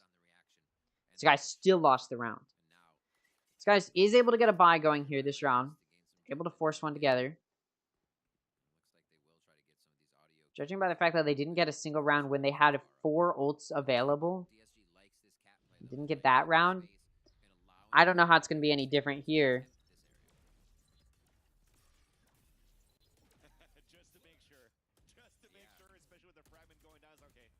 Kara backed up by Raze, trying to take this fight in tree, and they do. Raze takes out Unstable and Katarina. Jazzykins with the op. Takes out Misu in main. It's Drover. Jazzykins takes out Lazy Lion. Hannah now left in a 1v5, once again in a clutch situation, but this time not even close to being able to clutch it out. They don't have the spike. There's no positional advantage. Starting to look like Complexity will end Ascent quickly. Get to that grand final tomorrow. To be fair, if I was going to feel confident a team could beat version 1, it would need to be a team that destroyed the opponent here in the lower final. And if Complexity does that here, the 3-1 win, that could be a good way to do it. Ascent is a defense-sided map because of the very difficult to push through choke points that the offense finds themselves in. And I think Complexity is doing a really good job of holding this offense to those choke points. The issue is Disguise is running this double duelist comp, so they need to be finding more substance. They need to be finding more value out of this comp, and they're not. Disguise is going to be on a half by now.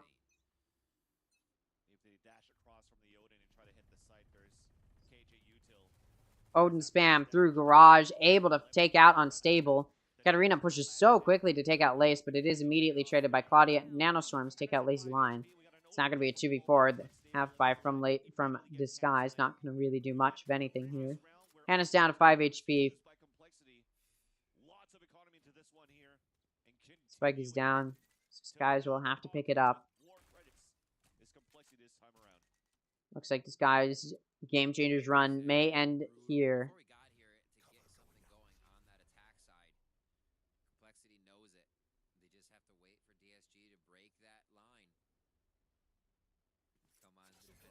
Ooh, Hannah gets through, but again, classic 5 HP. Just gets finished off by Claudia, and Kara are going to take out Misu. Disguise loses yet another round, putting Complexity at 7-2 scoreline.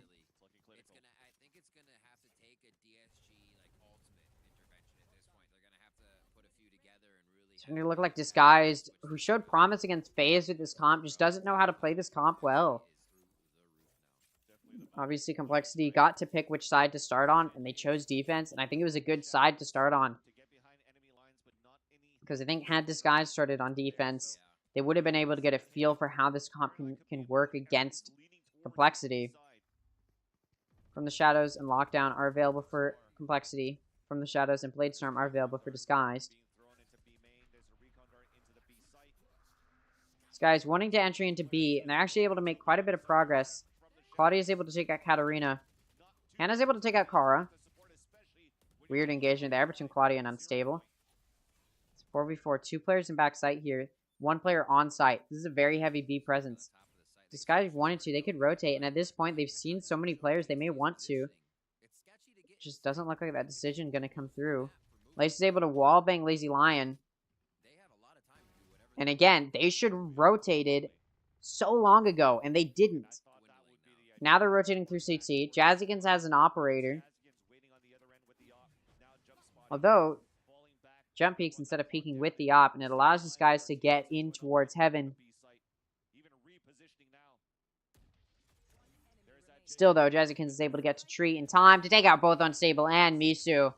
Again, Disguise should have made the decision to rotate much quicker than they did.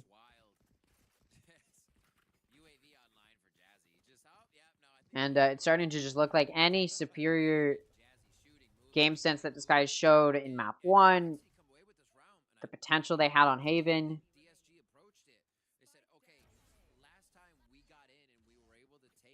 Started to just falter here. Lockdown and Bladestorm are available for Complexity. Bladestorm and Huntersphere are available for Disguise. Bladestorm likely going to be used here.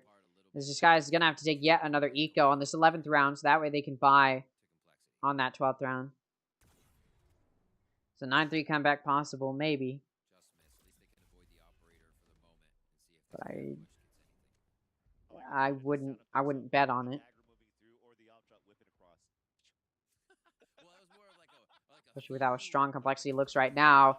Katarina able to take out Kara through mid and into market. Does get quite low on HP, and considering Katarina has probably the best weapon right now for this team, it's not the best place to be in. Ray's getting pushed and guarded quite aggressively, down to 20 HP. Jazzykins has pulled out their own Bladestorm. Now Katarina getting ready to move.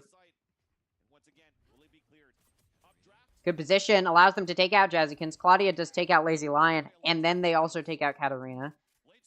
Claudia doing such good damage there, makes it a 3v3. Sable's been able to pick up a gun, but they also only have 1 HP. He's from backside, trying to do some damage. Unstable takes out Claudia. After Claudia takes out Misu, Lace takes out Hannah. Again, 1 HP for Unstable, no way to heal.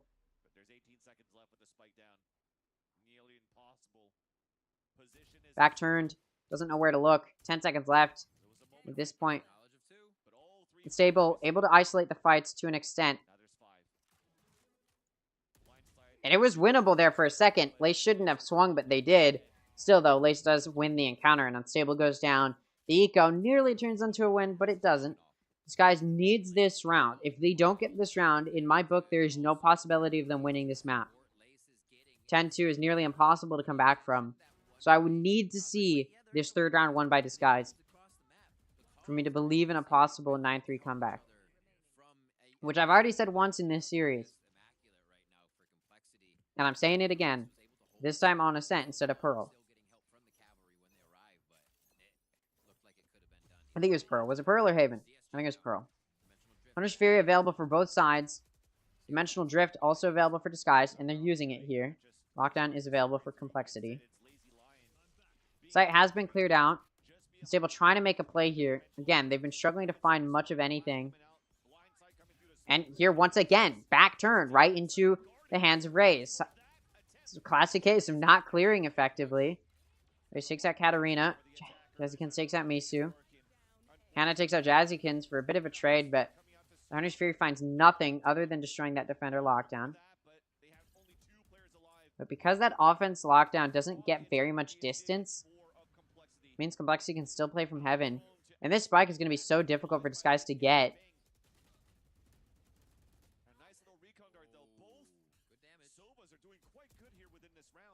Easy Line whiffs the shot. Just doesn't have the reaction time onto Raze.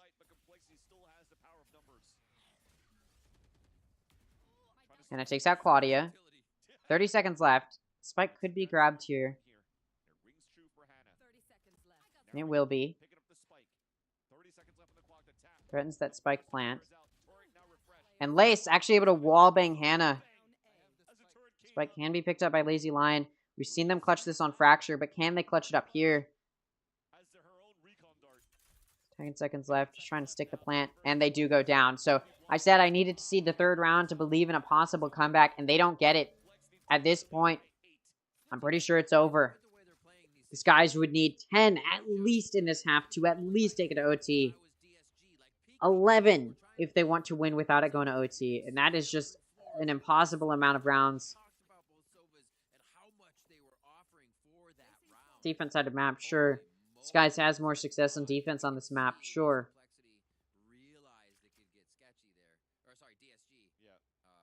Skies against FaZe Clan on Ascent. They had a much better offense. Actually, no, it went even on their offense. Their defense was better. The defense was better. They got 7 instead of 6, so maybe I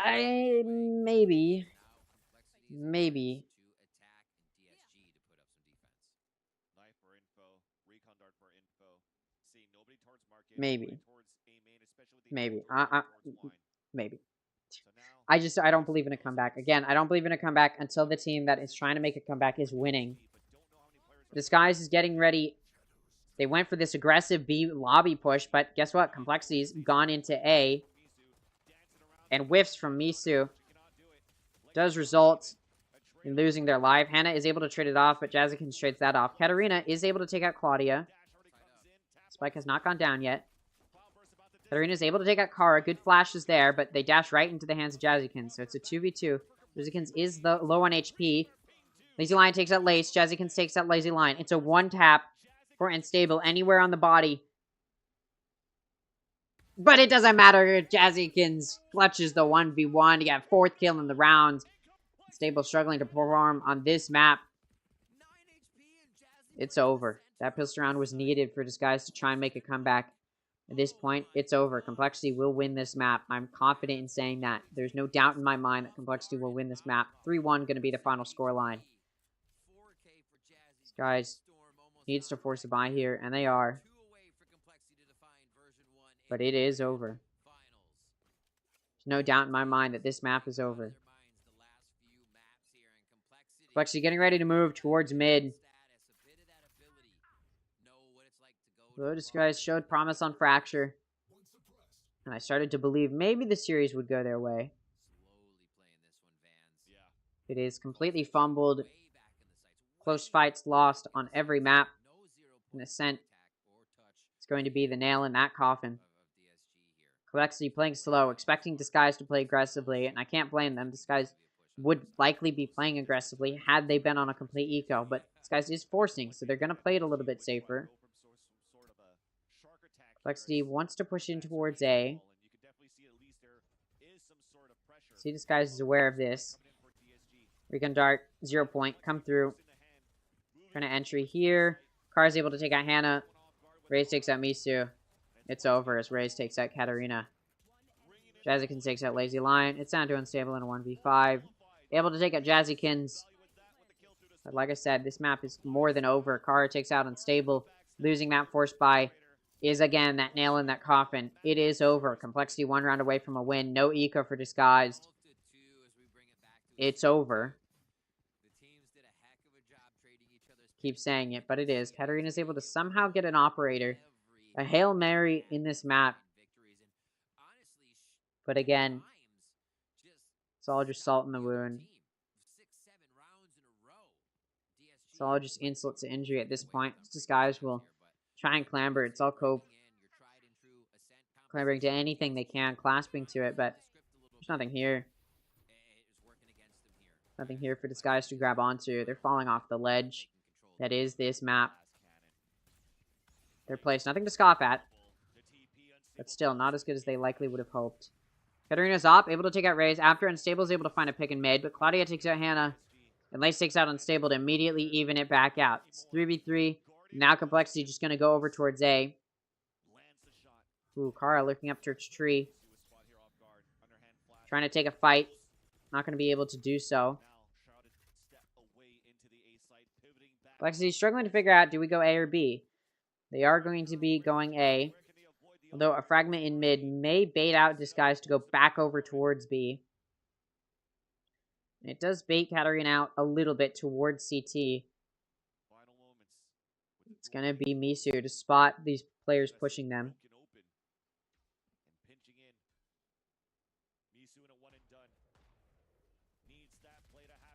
Misu does get taken out by Lace. Suddenly, player advantage for Complexity.